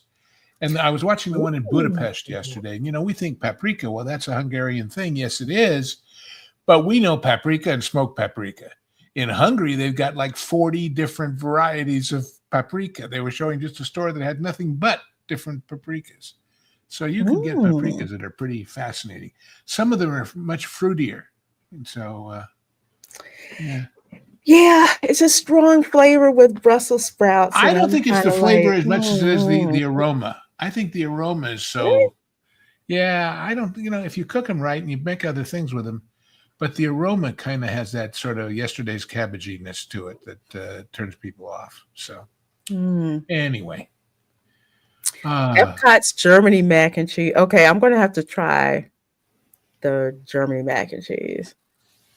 Because, like I said, it's a soul thing to have that gravy. Those are Brussels sprouts. Mac and cheese, but how did macaroni and cheese become a German thing? I have no idea. I mean, think about it. It's we march over the mountains and we take some macaroni from the Italians and we. Oh yeah. Oh wow! I can barely taste the Brussels sprouts. Oh, exactly. The best way to have Brussels sprouts. Yeah. I would happily thank God for those. Yes. Yeah. The texture's oh my God! Pumpkin mac and cheese. We're really embracing the sort of season here. I've never heard of pumpkin mac and cheese. I don't like pumpkin anything. I'm just not a pumpkin spice kind of guy. That's all. Chef Nation, have you done pumpkin mac and cheese? You couldn't really serve pumpkin mac and cheese in the South. You better tell somebody there's sweet potatoes. Oh my chunky! Look at that. Can you see this? Can you see that? Okay, you're not supposed to eat. Yeah, see, I don't like that chunky mac and cheese. I don't, but it's homemade mac and cheese. But I never like it. And every soul restaurant, they've got the mac and cheese done like that. Yes, with the crispy top. You have to have the crispy. It's got to have that crispy oil slick on the top. And I don't like it. It's just like, why do you people like this so much? Yeah, to me, anything macaroni, you've still got to have that slightest touch of al dente to the pasta. And if you put it in there with a lot of moisture and you bake it forever, especially if it's leftovers the second day, it's just going to be limp stuff. It's not going to be identifiable as macaroni. It was so nasty. Oh, what is this? See, there's one. I had to show you. Okay. And chili. They're just getting more and more unhinged. Where did it chili? Like a different variation on it, but it's another way to hide some vegetables. Did you say there was string beans? There's string beans in there. String beans around the cheese. See, there's one. I had to show you. Okay. String beans around cheese? There's string beans in there. There's one. I'm going, oh, come on, man. Yeah, I'm like, there's all this other stuff in one poor string bean. Like, yes, I'm here. Most people make their string bean stuff out of canned string beans, which means they're already limp and flavorless. Get some fresh ones, quick blanch them. Now you're talking. And that's what I do. I Yep. do not I use knew the it. canned green beans. I go straight bougie, and I go for the French green beans. Haricots verts, as they say. Yes, I buy them frozen, but usually for special occasions, I will buy them fresh, and I will usually make them with But even frozen, if you don't cook them to almonds. death, but if you get them so limp that they're Yeah, that's the thing. It's like you can't have it when you put it on a fork, and it's about it being still green when it gets to the table, and not gray. So it's gotta have that bright green. So I have it with almonds and garlic and with like a which, by the way, the squeeze of secret lemon of doing juice. that with the fresh ones is you have the boiling water, but you also have a bowl of ice water. And just as they come to the bright green in the boiling water, dump them in the ice water to stop the cooking, because that'll keep them at that flavorful peak and that crispy peak. Otherwise, they just keep right on cooking away the flavor. Yeah, I learned the hard way with that. Okay. And chili. They're just getting more and more unhinged. I'm like, I didn't make the chili, and then okay, Is here a we go. vegetable that we didn't put sugar in, but I put some meat in it to make it better. So this is a smoked ham hock with collard greens. There we go. Okay. There we go. That is, well, it looks very polite, but collard greens is the thing in the South. You have to have that, especially on special occasions. You have to have collard greens. Collard greens are And a it's lot gotta of have the food in the South is very like easy to resource, not that expensive. Collard greens need to be cooked for a minimum of an hour. But you got to put some pig in there. You got to either put pig in there, which I try not to do, smoked turkey, which is what I Yeah, that's use good. instead, but they have to be seasoned. And in my family, especially my mother's side of the family, you have to have that hot pepper vinegar to go Yeah. with the But what you said collard about the greens. smoked turkey is interesting, because there used to be on La Cienega and Restaurant Row in Beverly Hills a Southern Cajun restaurant that catered to a lot of people who were Muslim. And of course, they couldn't eat the pig. So they smoked everything with smoked turkey in it instead of the ham hocks or whatever. And it was delicious. So there's what to do with your leftover smoked turkey, especially the little crusty endy parts of it that aren't as easy to eat. You Throw them know in a pot what? of greens. I gotta tell this story, and my sister's probably still watching, and my brother-in-law did not believe this story when we told him about this one relative of ours who washed her collard greens in the clothes washer Okay. and told us about it. We're like, okay, so you washed them in the washer. I hope you ran I'm it 3 or like, 4 times first to get all the soap out. yeah. I'm just like, but when my mother heard that, she was just like, we are never eating greens at her house ever ever again. But Because see, this is my standard story. I always tell people, you ever have a friend and they say, come on, I want to take you to my favorite restaurant, my absolute favorite. And you go and it's bad. It's not just mediocre, it's bad. And your friend is sincere, but you realize their mother couldn't cook, their grandmother couldn't cook, their aunt couldn't cook. Nobody, they just don't know any better, and the people treat them right, so they go. But oh my. she could not cook whatsoever, and it was like the worst. Oh, Nita, you'd love mine. I know the smell that you're talking about. Yeah. That is not how mine that smells. swamp weed smell that is terrible. Yeah. I agree, but Mine, spice them right. mine is sauteed with garlic, with onions, with thyme, fresh thyme, actually, with fresh thyme as well. So it's like you smell this like herbal green type of taste with smoked turkey on top of that too. So that's how I make mine, because Yeah. Well, I will say collard greens the next day in the refrigerator does smell like a hot fart. It's like kimchi. It really is like kimchi. At that point, I would say add spice. Yes, At that add point, your hot pepper vinegar. yeah. Yes. Yeah. Yes, I do have a recipe for that. Green beans are excellent with onions or shallots. Yeah, Yes. done it with Well, onions. I might try it with shallots. The only thing is, shallots are much more expensive down south than they were up north. I saw the price of shallots in Publix and was like, "What? Where's a those were Trader really, really big Joe's?" ones, weren't they?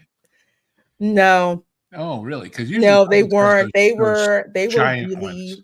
yeah, they were really tiny. I mean, I was not impressed. So I have to go to like Trader Joe's to get the ones that I want. I refuse Do to you pay the know price who on owns set. Trader Joe's now, by the way? You know, we all know Aldi. Turns out Yes, in they Germany, do. there's two Aldis. Yes, There's there's Aldi two. North and Aldi South. Aldi Yes, South owns all the Aldis in the USA, but Aldi North owns Trader Trader Joe's now. Joe's.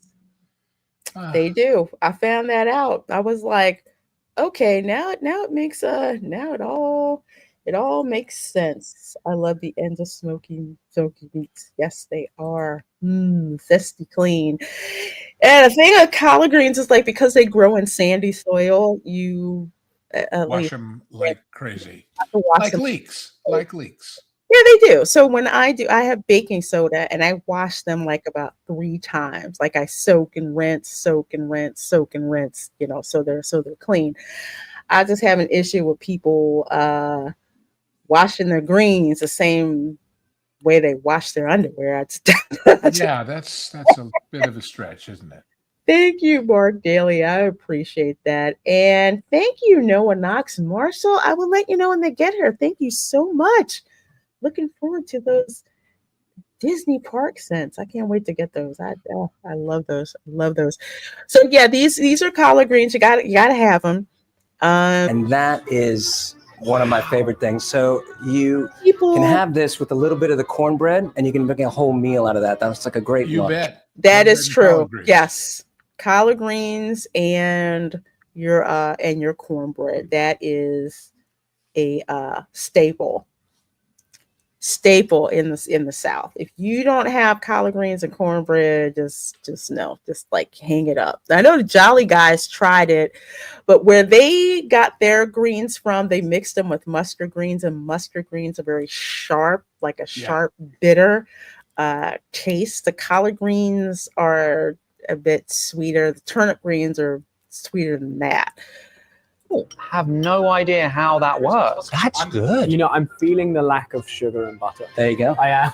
I think if you I have never put sugar in my collard greens. No, that would be That whoever's putting sugar in collard greens, that's not how that works. That's not what you do. You don't put it in a. Now I could imagine a red pepper or green bell pepper jelly mixed in, which would give it the fruity, spicy, and a little bit of sweet, but still, I don't think so. Well, here, let's get back to my favorite part here, the dessert. One of your viewers. Oh, there we go. What? Sorry? So one of the Jolly viewers? Yeah, one of the Jolly Jolly viewers. And we've been a chatting, recipe. a lot of them, they've been great. And we've been having a lot of conversations. That's so sweet. And this is from the last Jolly video. People That was from the reached last out to Jolly. you. Yeah, we've That's reached out amazing. and shared some stories, which has been fantastic. So I think one of those is pecan pie, which I loathe with a passion. Pecan pie is... It's a candy bar I don't want to eat. You know what? That's exactly right. Yeah, I agree. I mean, I get the theory, and I like pecan things, but I've got a pecan liqueur that's really, really nice. But yeah, in fact, I should pecan pie. No, pecan pie is so bad. Someone gave me one. It's molasses or sorghum or all those thick, syrupy things that. Yeah, to me, all of those things have been cooked one time too many. You know what I mean? They've been refined and reboiled and reheated and re-whatever before you ever get to it. So. I'm always happy to hear about family recipes. I and just that want one to should know. be really delicious. And your favorite sweet potato pie. Okay, this is a thing.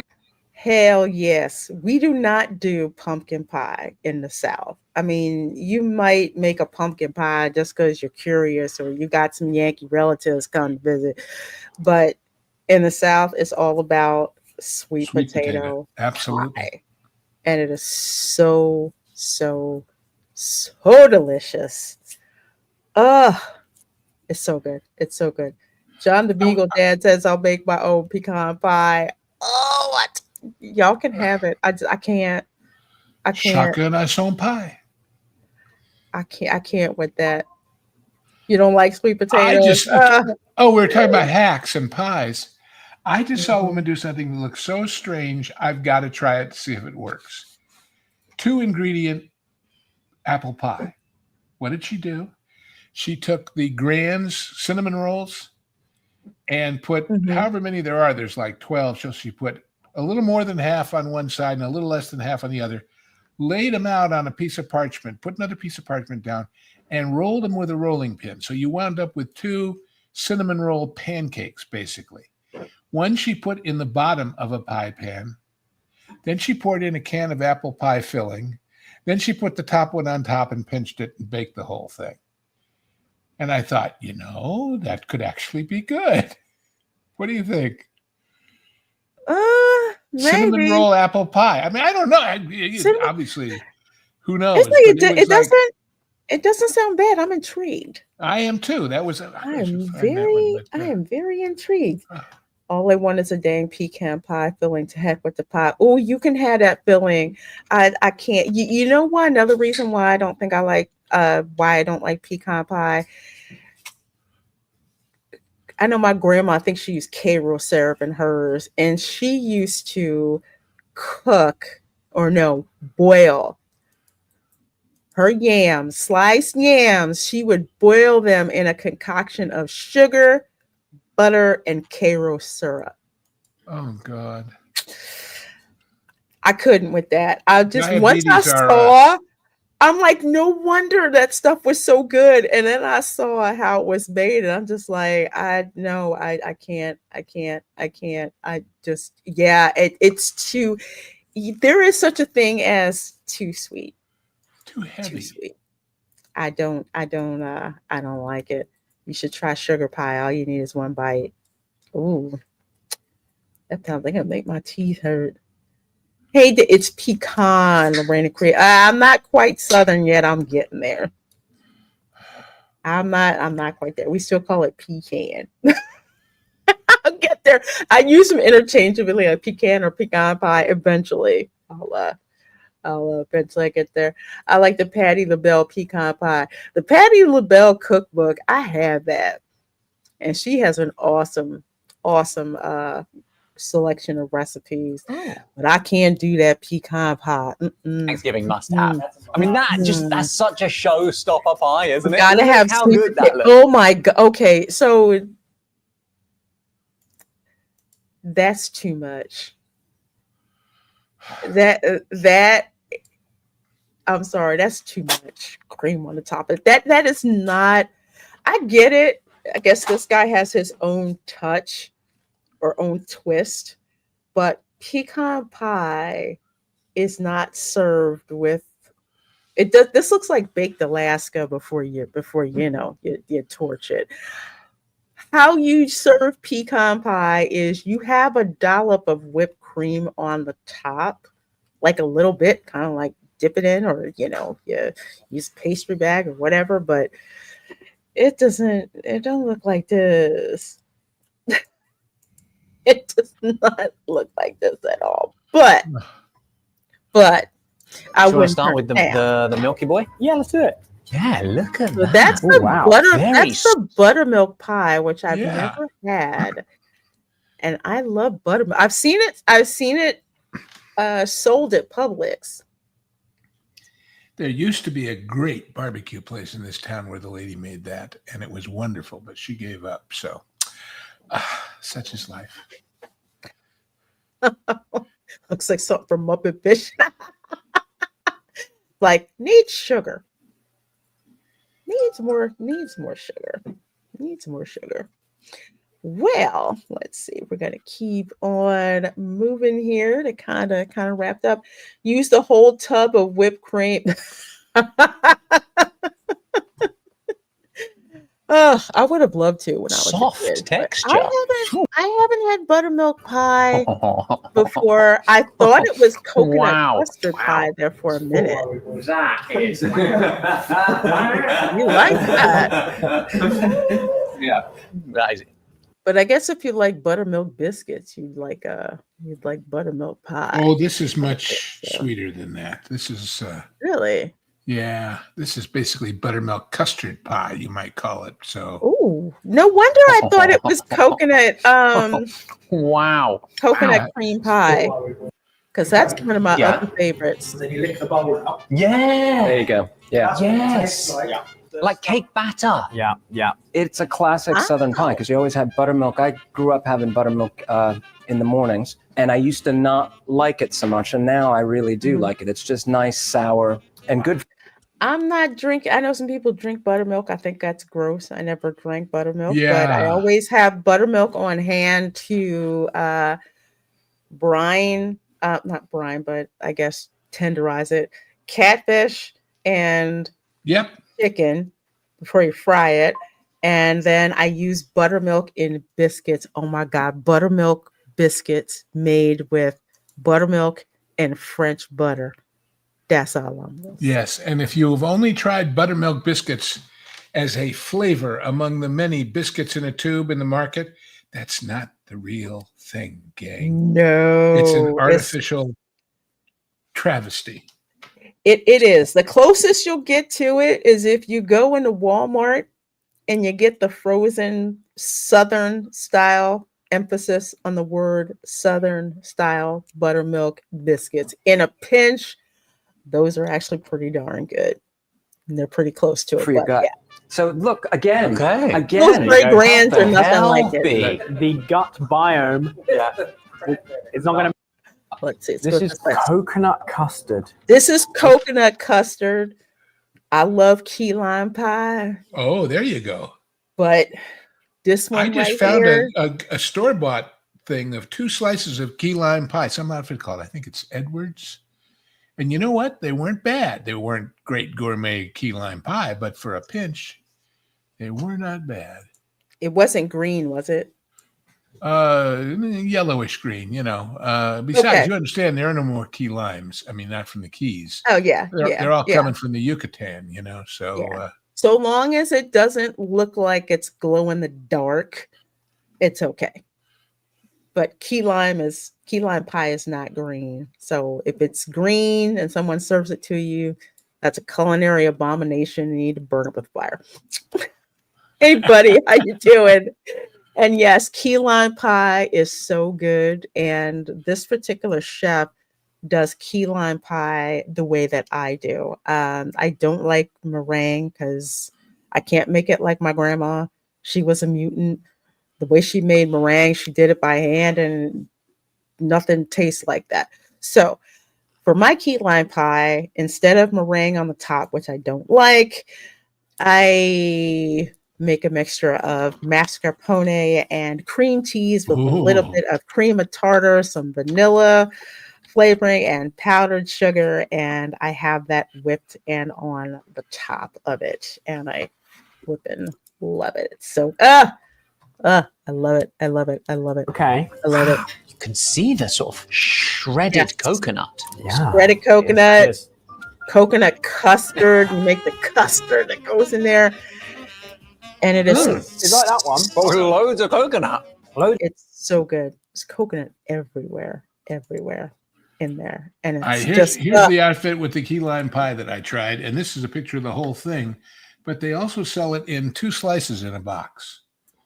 Edwards, it's called, and it was pretty good. It wasn't the best you ever okay. had. But if you see that in the market sometime, Edwards key lime pie, give it a shot. It ain't bad. Yes. I do believe I have seen this at Publix. I have seen this. I got at it, I Publix. think, from Food City or somebody like that. But Mhm. I have seen this because I walked by and I said, it's not green. That should actually be okay. Yes, I love mascarpone cheese. It's a Oh, soft, sweet Italian cheese. It's softer than the cream cheese, like the Philly cream cheese. So I like it kind of like in between the two. So I started using those to make like what I love.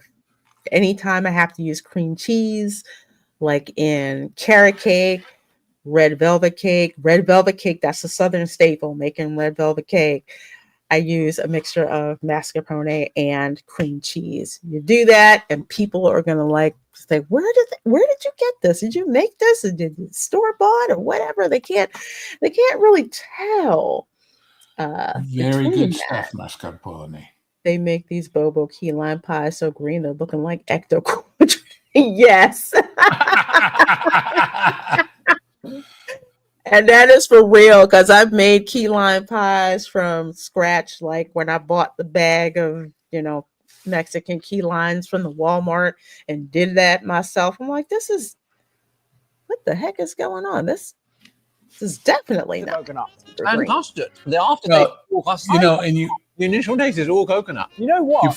you find people who call colors flavors. Like, what flavor so and so do you want? Green, red, blue. And I go, oh no. No, we don't do that. We don't do that. It's Who genius came move up putting with blue custard inside a raspberry? pie. Because normally I don't know. But I do like blue you put raspberry the custard on Kool-Aid, that's for top, sure. but you're saving yourself all of the effort of pouring the custard on. Can I just say, David, all of your pies, incredible crust. The crust is top notch. That's a Southern thing. You cannot F up the crust. Okay. That's just no. You got to make that crust He's using right. real fat in there. He's using, that's. Yeah, he's using the good. I bet you he's using lard. Yep. That's what makes the difference.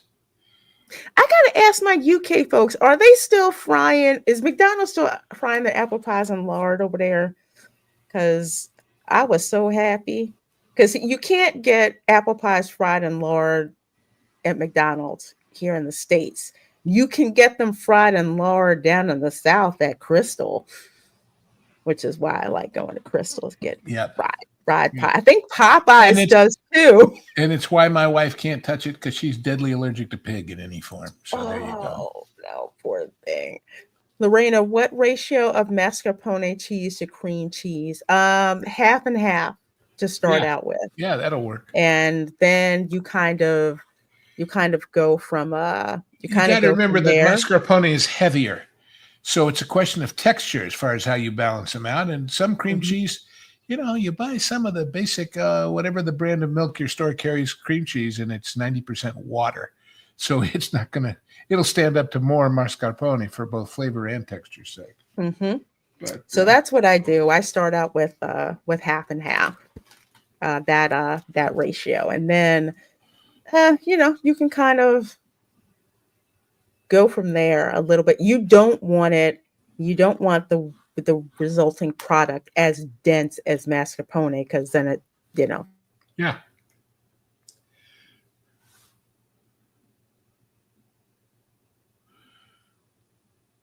Dense is not a good thing. Frozen is not a good thing. We're frozen, darling.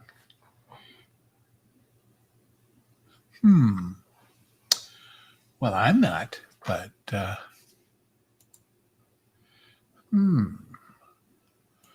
where am I? Are you all out there? Well, it got quiet, didn't it?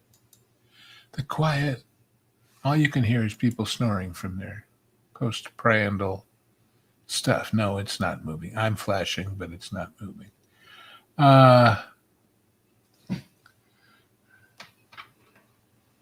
There you go.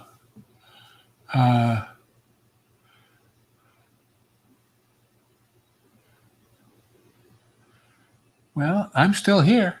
Ask me a question. I'll tell you no lies more than I absolutely have to. Ladies and gentlemen, boys and girls,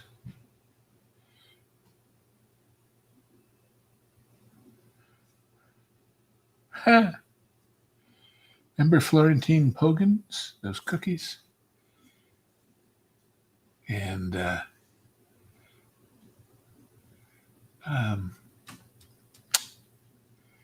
Zappa did a song about she was the daughter of a wealthy Florentine Pogan. Read 'em and weep was her perpetual slogan.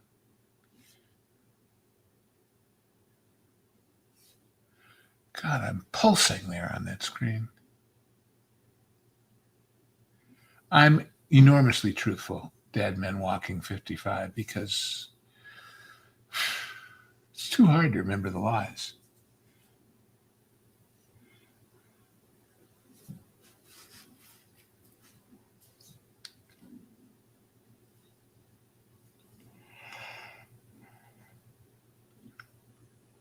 Roger, rebooting.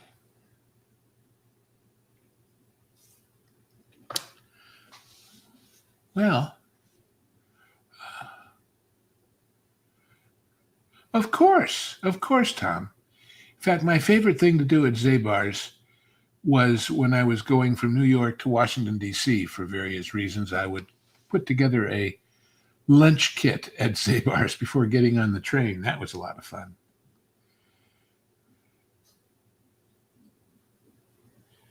And for those who haven't been to Zabar's, when you go to New York, go to Zabar's. That's all I can say. Oh, no, I didn't need it, but I'm glad you enjoyed it. Yes.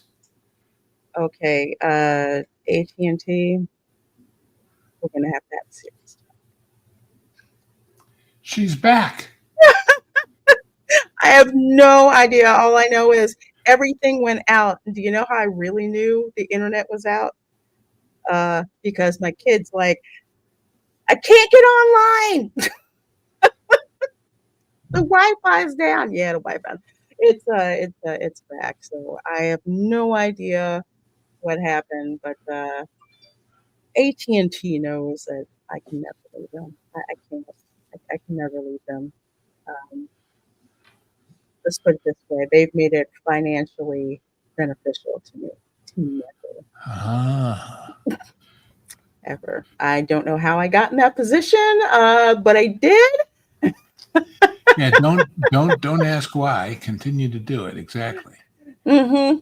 Yeah. It's like it's just we get what did we used to get? Oh, the phones through one of the major phone companies, because my wife worked at a job where you got a discount if you used that phone for working for. She hadn't worked at that job in 10 years, but we still get the deal. Anyway.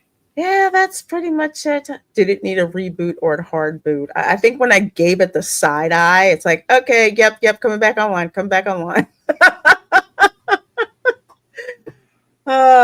Although it's not the summer, because in the summer. And Bobka, Tom F. Bobka. Boom. Florida man swinging on the lines down the street.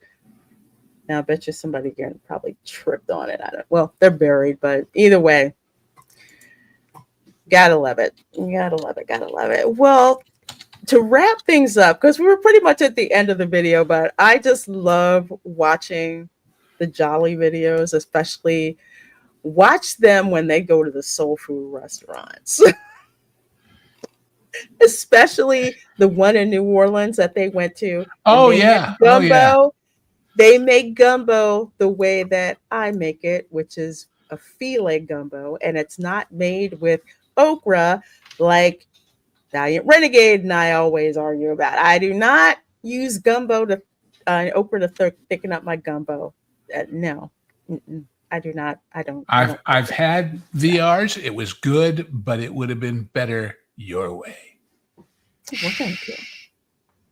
We won't tell him. We won't tell him. The Reina Creole is one of those 5. No. You know what AT&T said? You using way too much bandwidth, but I pay for that bandwidth. Well, we're just gonna zap you anyway for a little bit. You sound like Reagan saying, "I paid for this microphone." Remember that in the debate? I love Jolly. They are so funny. Yes. Yeah, yes, but they they are. when they do soul food, or they did one where they went to Savannah and another. Man, is there anybody whiter than those guys? I mean, jeez. They are Yeah. a whiter shade of pale, as they say. And oh, they did one. Was it them? They went to Texas and they went to the ballpark and they had Yes, like they did. They went to brisket at the Texas. ballpark, and it was They like had brisket. yeah.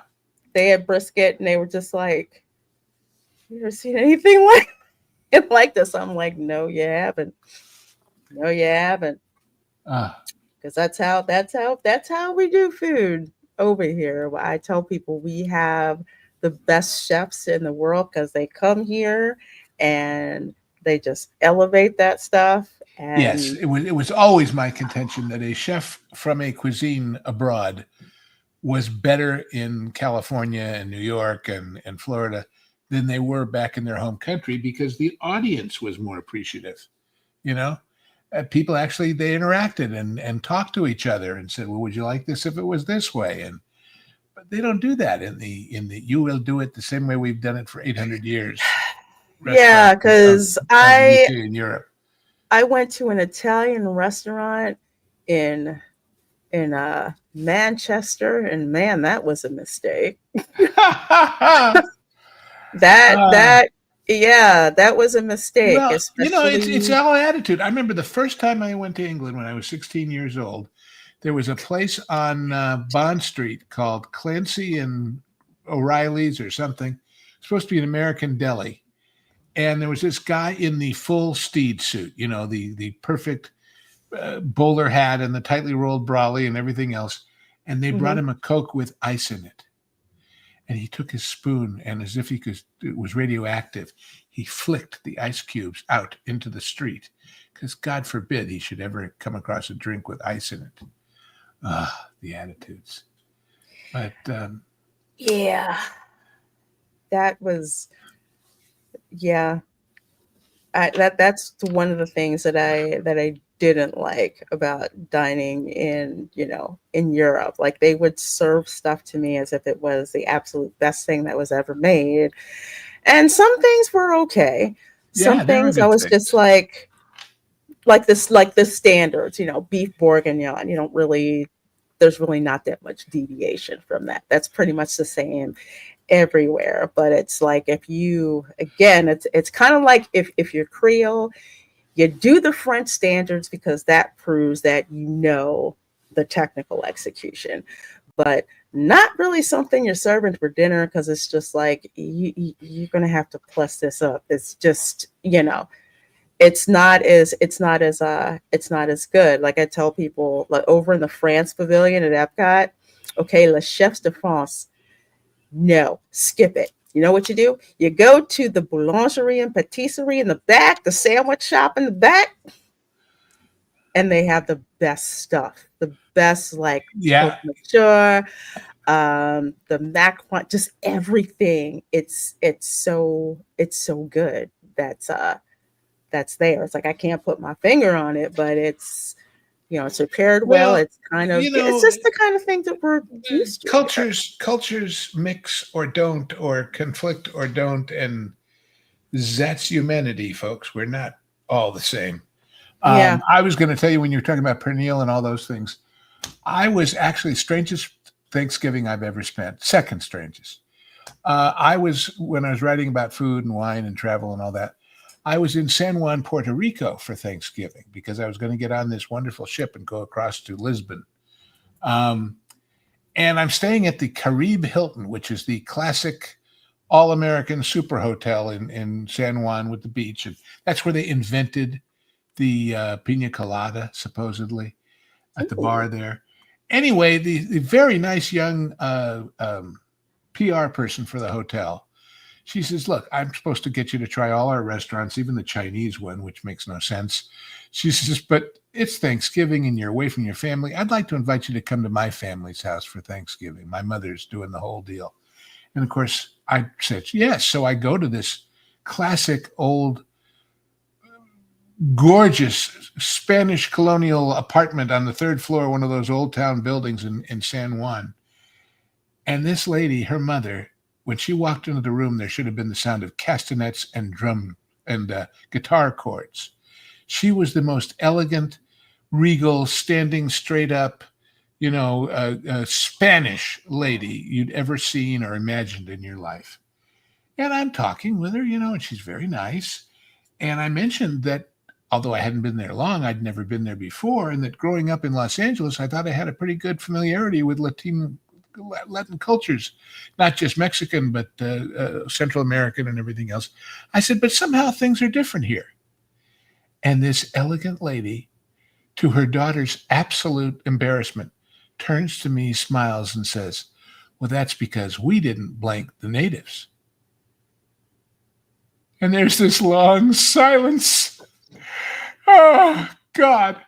It was pretty damn funny. And I said, oh, I see. Okay, fine. And she used the word. And it's like, you wouldn't think that word would ever come out of her mouth. And she said it with a smile and with, and I'm going, okay. And the girl is so embarrassed. But we got through it. And it was a pretty good dinner. But I've never been, I want to say the continental cuisine, I've never been impressed by. Like there's a restaurant here, I think it's still down at Disney Springs, called Jaleo. And it's a Spanish restaurant. So I went to try it. Jose Andres' place, right? Yeah, Jose Andres' place. Yeah, and I was just kind of like, I want to go into the kitchen and I want to say, you need to kick up the spice and the variety, because the interesting thing about being there is a lot of the foods, the basis are for a lot of dishes that my family's used to having, especially in Florida. See, but they are probably keeping it relatively bland because they're not about locals. They're about all these people from the Midwest who think anything with an accent is exotic. I would almost no knock on the Midwest, but no. Do you know the company that owns Olive Garden, which is Darden, I think is the name of it, restaurants. Yeah, they do. When they first invented Olive Garden, or any other chain, they always put the trial one in Orlando because they figure they get more exposure to people from all over the country in one spot there than anywhere else. And from that first Olive Garden in Orlando, they came up with one very interesting fact. If you go to Olive Gardens all across the country, there are two sauces. On the West Coast, it's marinara. On the East Coast, it's meat sauce, because that's what people were used to as being quote unquote Italian. And they didn't realize that till they surveyed guests at this trial restaurant there in Orlando and asked them where they were from and what they liked. So, it's a business. I knew a chef in Marina Del Rey who put a venison dish on the menu. And I said, do you sell many? He says, no, but I know that the last time I did, I sold 17 portions all night long. So that's how many I'm doing tonight. No more, because I don't want the wastage.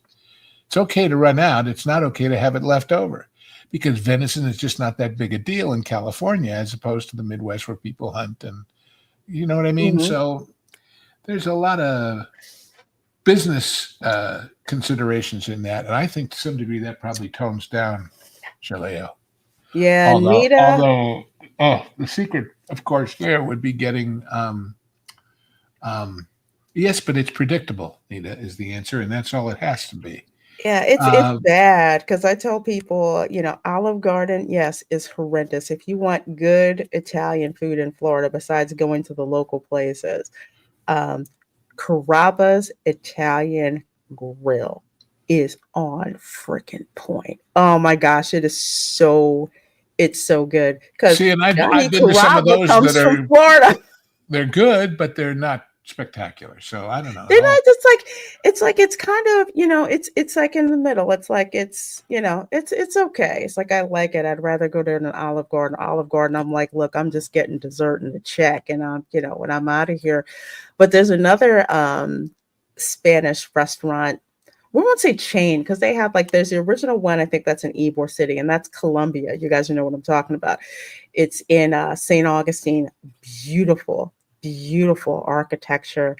The food I'm pretty sure it was spicier at one time. It's definitely better than Jaleo. So it's not as watered down as Jaleo, but it's more, how would I say? Yeah, it's more Creolized when you go there. So it's a Cuban restaurant. The dishes are amazing. Although I will say it's kind of a disappointment that they're selling sangria mix in the gift shop, because that's Ha! I think that's the equivalent of instant grits in the South. You don't do it. I'm just like sangria Well, mix. that's that great scene vinegar. in what's it called? My cousin My Vinny, cousin Vic. about the grits. I wouldn't serve instant grits. No good Southerner would. No Yeah. self-respecting Southerner would see instant grits are like, yeah, that's true. No, you But sure the don't. thing that Jaleo will do that's good is that the ingredients, the ham from Andalusia is pretty amazing. So as long as they don't mess with it, you're okay. But it's a fortune. Oh my gosh! So Wow, I definitely will tell you, smoked Spanish paprika. I smell that, and it's like being back at my grandma's house. It's just, oh, it's amazing. Everyone says the best Italian at Disney is at Boardwalk Trattoria Al Forno. Yeah, I was out there. I took a sniff, and it smelled pretty okay. well, what gets me about some of the places, and not in the parks, but at Disney, at what's it called, the mall, like that boathouse place. I've been there twice. Both times, the appetizers were really good. The desserts were really good. The main courses were really boring. And it's like, why don't they notice this? And if they have the ability to do everything well, why not do everything well? But it's a corporate breakdown of responsibilities for those various parts of the deal, and that's what they Yeah, do. yeah. Let's see. Go and Shogi, that Italian restaurant in the back of Epcot is hot garbage. Is that oh my god, Via Napoli?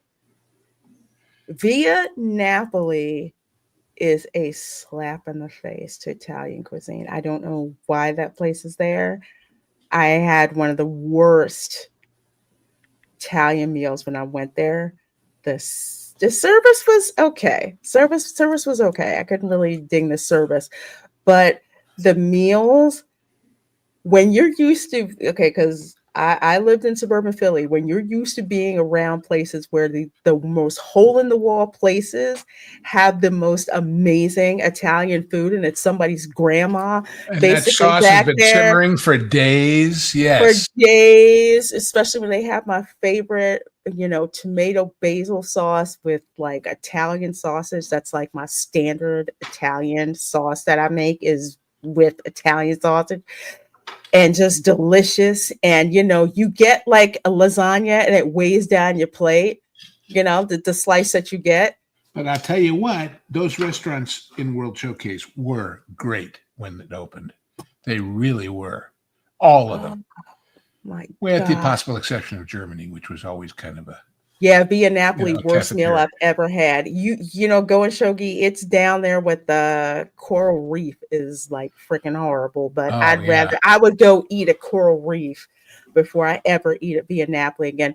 Forget Via Napoli, just go to the pizza restaurant in the Italy Pavilion. Now that's actually good, like real pizza, because it's, wood fired, all that with the ovens. It's got the 3 ovens and have like the different faces. On them, just go there. Skip Via Napoli. There's a reason why Via Napoli is always usually included in those dining packages at Epcot. I'm just saying. There's a reason. Good God. See, Via Napoli is freaking awful. I'll have to do a stream where I bring up like all these restaurants at Epcot, and the ones that you should avoid, the ones that are like overpriced and overrated. But tell you that pizza restaurant, yeah. no. Well, it's Chef Boyardee has a better palate than Vietnam. Try Mom and Pops in Jersey. Yep, Tom, you know exactly what I'm talking about, right? Same in Jersey and in Venice, down there in Naples. Well, Venice and Naples, both of them. Yes, they do. They do Mark Daly. They have Asahi. Because I'm not a beer fan, but I have seen that they do serve. Yeah, Asahi's everywhere. So's yeah, they do. I prefer Sapporo, but anyway, they're all there. Everybody who wants to get seen. I am not a beer. I'm not a beer person. Well, someday, if you plan on being anywhere near Czechoslovakia, Prague, I'll send you someplace for beer that might change your mind. Okay. There's a place in Prague called U Fleku, the letter U and then Fleku. They've been brewing beer there since 1240. So that much practice, they get it right. And what's interesting is it isn't the same building. Apparently, in order to get a license to brew beer, you had to bribe the king, but he licensed the premises. So if the building burned down, you had to rebuild it in the same spot or else you had to pay the bribe again. So it's like the third building since then. I thought that was funny. I got a laugh going, Shogi, because that's so darn true. Yeah, well, but Ufleku. So true. That's so true. And that had a couple beers. I got back to the hotel, but I have no idea how. So you have no idea how you made it back, right? That must have been really good. Really good beer. But yeah, I've seen this happen where the restaurants, the grandkids don't want to take it over, or the parents take it over. Like the grandparents retire, because this happened with the Chinese restaurant where I used to live in Fort Washington, Pennsylvania, when I went there. And there was like this Chinese restaurant, and I'm blanking on I can't believe I can't remember the name, but the food was freaking awesome. Then the grandparents retired and the kids took over, and it did not taste the same. No. And not in a good way. Kids said, we're going to make it even better, at which point it's dead. It so is. And it's just like there's something about culinary recipes passed down from generation to generation, and why those particular recipes took off so well, because they were good, and that's what people expect, and then you wind up messing up. Do you know the story about the woman is calling her mother or grandmother? She says, Grandma, I'm trying to make your famous roast, and I'm reading the instructions because you wrote it all down for me, and it says first cut 1/3 off the piece of roast, and I can't figure out how that can change the flavor or anything else. Why did you cut off 1/3? She says, because the pot I had wouldn't hold the whole thing.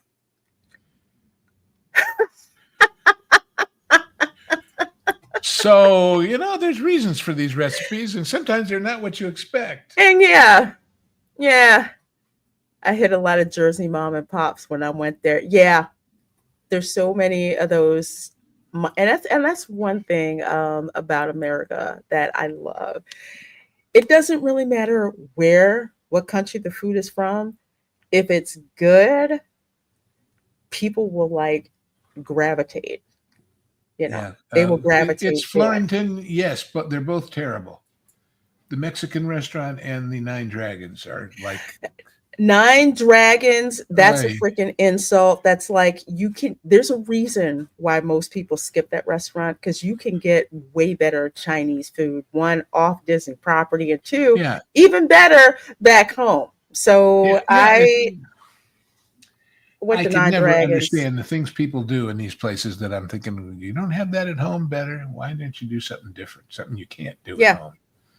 Yeah, we usually skip the Chinese pavilion, the Italian pavilion. France, you go into the sandwich shop. UK, I just hit the fish and chips place because I'm not really a fan of a whole lot of UK cuisine, but fish and chips, that his spot. The Japanese food is good. That was good. I don't like sushi, so I can't speak to that. But the Benihana that was on point. That was absolutely on point. And then they have this extremely insanely expensive fancy one now that I have not been to, but it's ridiculous. I'm like, no, so not my type of thing. But yes, the restaurant inside the Mexico Pavilion is gross.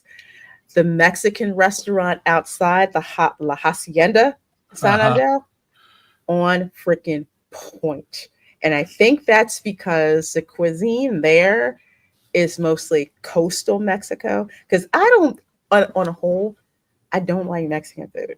I don't. And that's probably because when I was on the West Coast, that type I didn't like. I didn't like corn tacos. I didn't like any of the corn tacos. I like flour tacos.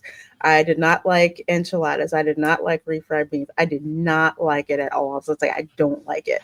So then I went to a Mexican restaurant on the East Coast, but I went to La Hacienda de San Angel, and I was just like, wait a minute. This is totally different. I'm like, achiote chicken. I actually made that. And all these other dishes. I'm like, oh, okay. So I guess I just like the bougie Mexican. Except you can get into trouble. I had a dear friend who was originally from Salinas, California, grew up with local people making Mexican food. I knew her in LA when she went to undergraduate school.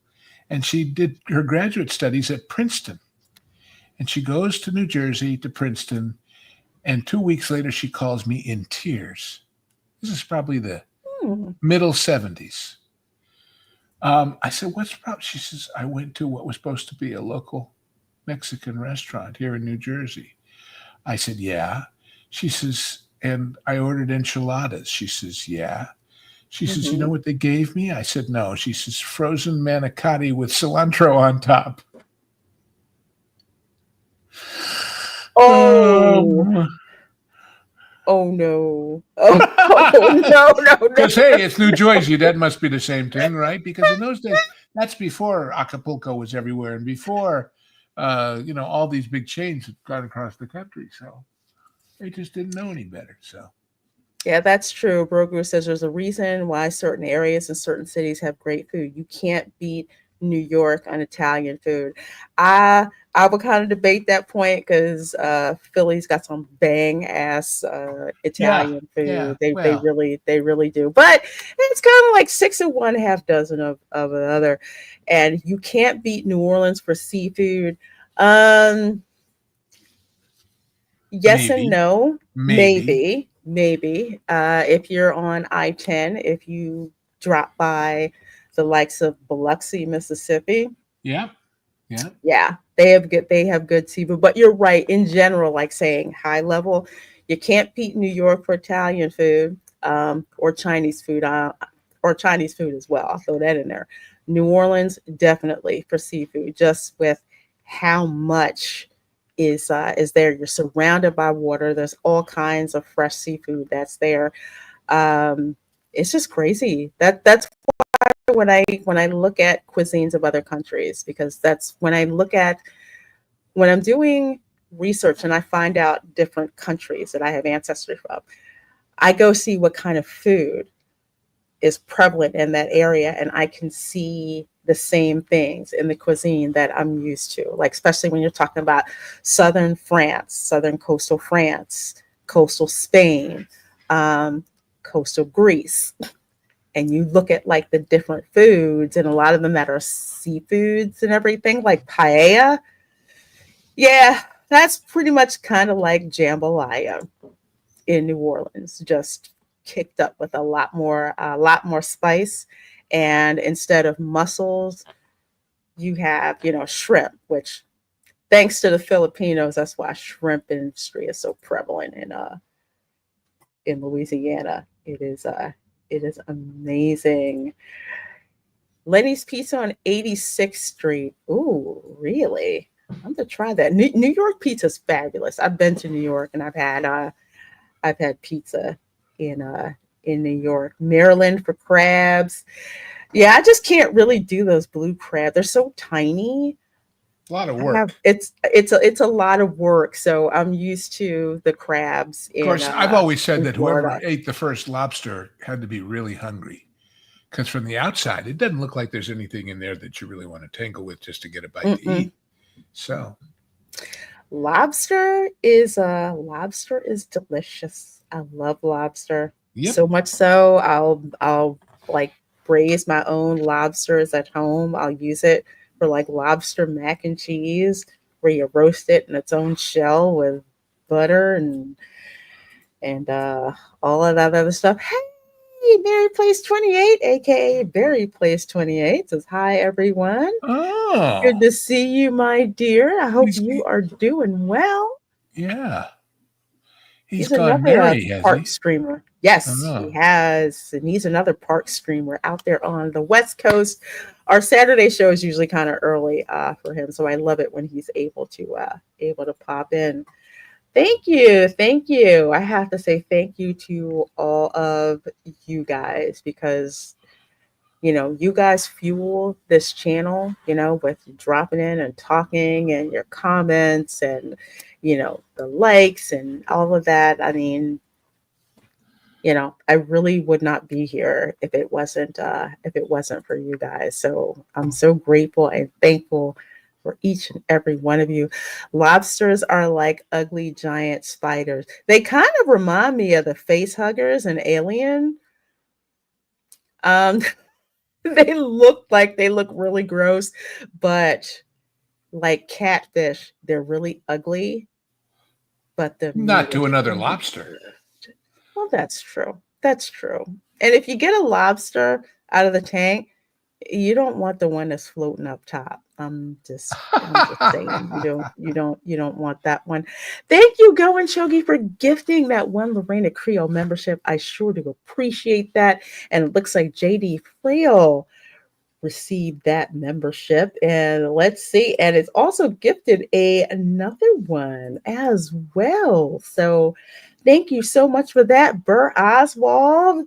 My dude, I know Burr Oswald. He became a sponsor, folks. For members. I love the holidays. So for members, we're gonna have that Uber watch party of all the old school Christmas specials: Charlie Brown, Grinch, Rankin and Bass. The Rudolph the Red-Nosed Reindeer, Muppet Christmas Carol, Mickey's Twice Upon a Christmas, the good stuff. Yeah, the good stuff. So, Well, it is always good stuff in my totally unbiased estimation when you are involved in it. I truly mean that, and you know that I truly mean that. But I am out of good stuff for today. This is all the good stuff I had. And gosh, what fun. But I'm going to say goodnight to everybody in the chat and to Mary Place and to you and say that 9,000, that's fine. But let's shoot for 18 and 27 and to infinity and beyond. Absolutely. Absolutely. Thank you so much, Lou, for being here. And folks, you got to check out Lou over on that Park Place and also topping on WW Pro. On Sunday at 2:00, we will once more dive into the wonderful world of Hollywood. And then, of course, we've got Genre Guys, which I guess the one we did the other night is just coming up now, which is Get Shorty. And and I've got so many more coming. My God, we just... Thank you, everybody. Wow. So many nice comments. But, we are sometimes accused, all of us on these various channels, of being quote unquote negative or looking to put things down in the land of mouse. It's because we love it so and we're so upset at the things they've done to ruin it that we maintain. I was listening earlier today to somebody had the music loop of the music that played around Future World when Epcot opened. And this blend of all those wonderful themes and that wonderful optimistic time that those of us who lived through it, back when it wasn't about the future's scary, therefore you must obey us. It was about the future's wonderful and there'll be problems, but we'll fix them because if we can dream it, we can do it. Absolutely. And I like to think that that's not only the smart way to be if you want to maintain your emotional equilibrium, but the right way to be if you want to predict the future. And so far, so good. So remember that. Remember that and stay positive about the good stuff and therefore stand up to the negative stuff. That's my overblown wish for you all for Thanksgiving and beyond. I'll get out of here now. Thank you so much for having me. You are so welcome, Lou. It's so good to see you. Happy Thanksgiving. And to you. Bye, all. All right, well, we got Mary Place again for $4.99. Thank you so much, my dear, for that. Just happy Thanksgiving, Lorena, Lou, and Chat. Well, thank you so much, my dear. Folks, please do go check out Barry Place 28's channel. He covers the West Coast theme parks like Disneyland, Knott's Berry Farm, and with the holidays, all of us streamers are busy showing stuff at the park that that we like. So if we do hold Disney to account, but there's still some things out there that Disney does very well for the holidays, and you will definitely see us covering it, and at the same time keeping it real too about what's going on.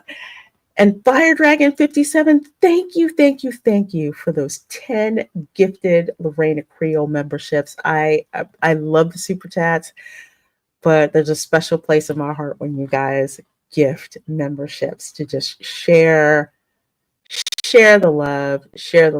It's going to be great, and I'm so excited about the program I'm going to have for you members, because I love Christmas. That's for sure.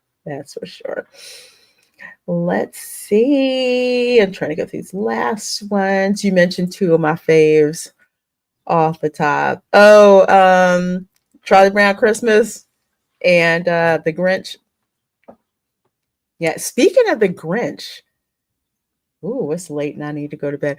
Tomorrow at 10:30 a.m. Eastern, I am going to be streaming live from Universal Orlando over Islands of Adventure, because we are going to be watching the Grinchmas Hula Day Spectacular, which is I would say a tradition here on the channel where we're going to see the whole entire show. And if you love the story of how the Grinch stole Christmas, you will love the Grinchmas Hula Day Spectacular. And we might meet a couple of the Who's out there in Seuss Landing. I'll have to go check that out. Let's see. Hey, Jurassic Joey, good to see you. I'm glad you're enjoying the Haunted Mansion Tumblr. Let's see. Yep, I see you right there. You guys have a blessed evening. Thank you guys so much for being here. I sure do appreciate it. I'm glad you guys enjoyed the stream. Like I said, I hadn't planned on streaming for Thanksgiving, but hitting 9K,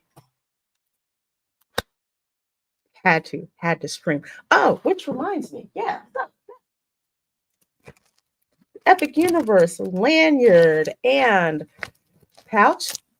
One, you need to be a channel member. In order to be eligible. Second thing you need to do is you need to drop a comment on this video with either your favorite Thanksgiving food. Yeah, your favorite Thanksgiving food. Or if you're not from America and you want to participate, which one of the foods for Thanksgiving that we've talked about are you most curious about? So for you Americans, drop in the chat what your favorite Thanksgiving food is. And if you're not from the US, which one of these Thanksgiving foods are you curious about? So I will drop a pinned comment on this video with how to enter, and we will announce the winners during Florida Man Bingo, actually, on Sunday. So best of luck. Once again, thank you guys so much for watching here on YouTube. Thank you guys for watching so much over there on X. I hope and I hopefully do hope that you do. If you're on X, that you hop on over to YouTube and subscribe to me. But if you don't want to subscribe to YouTube, hey, make sure you're subscribed to me on X. You guys are absolutely amazing. I'm actually going to go and get some turkey. You all take care. Happy Thanksgiving. Stay blessed, and I will see you soon. Bye.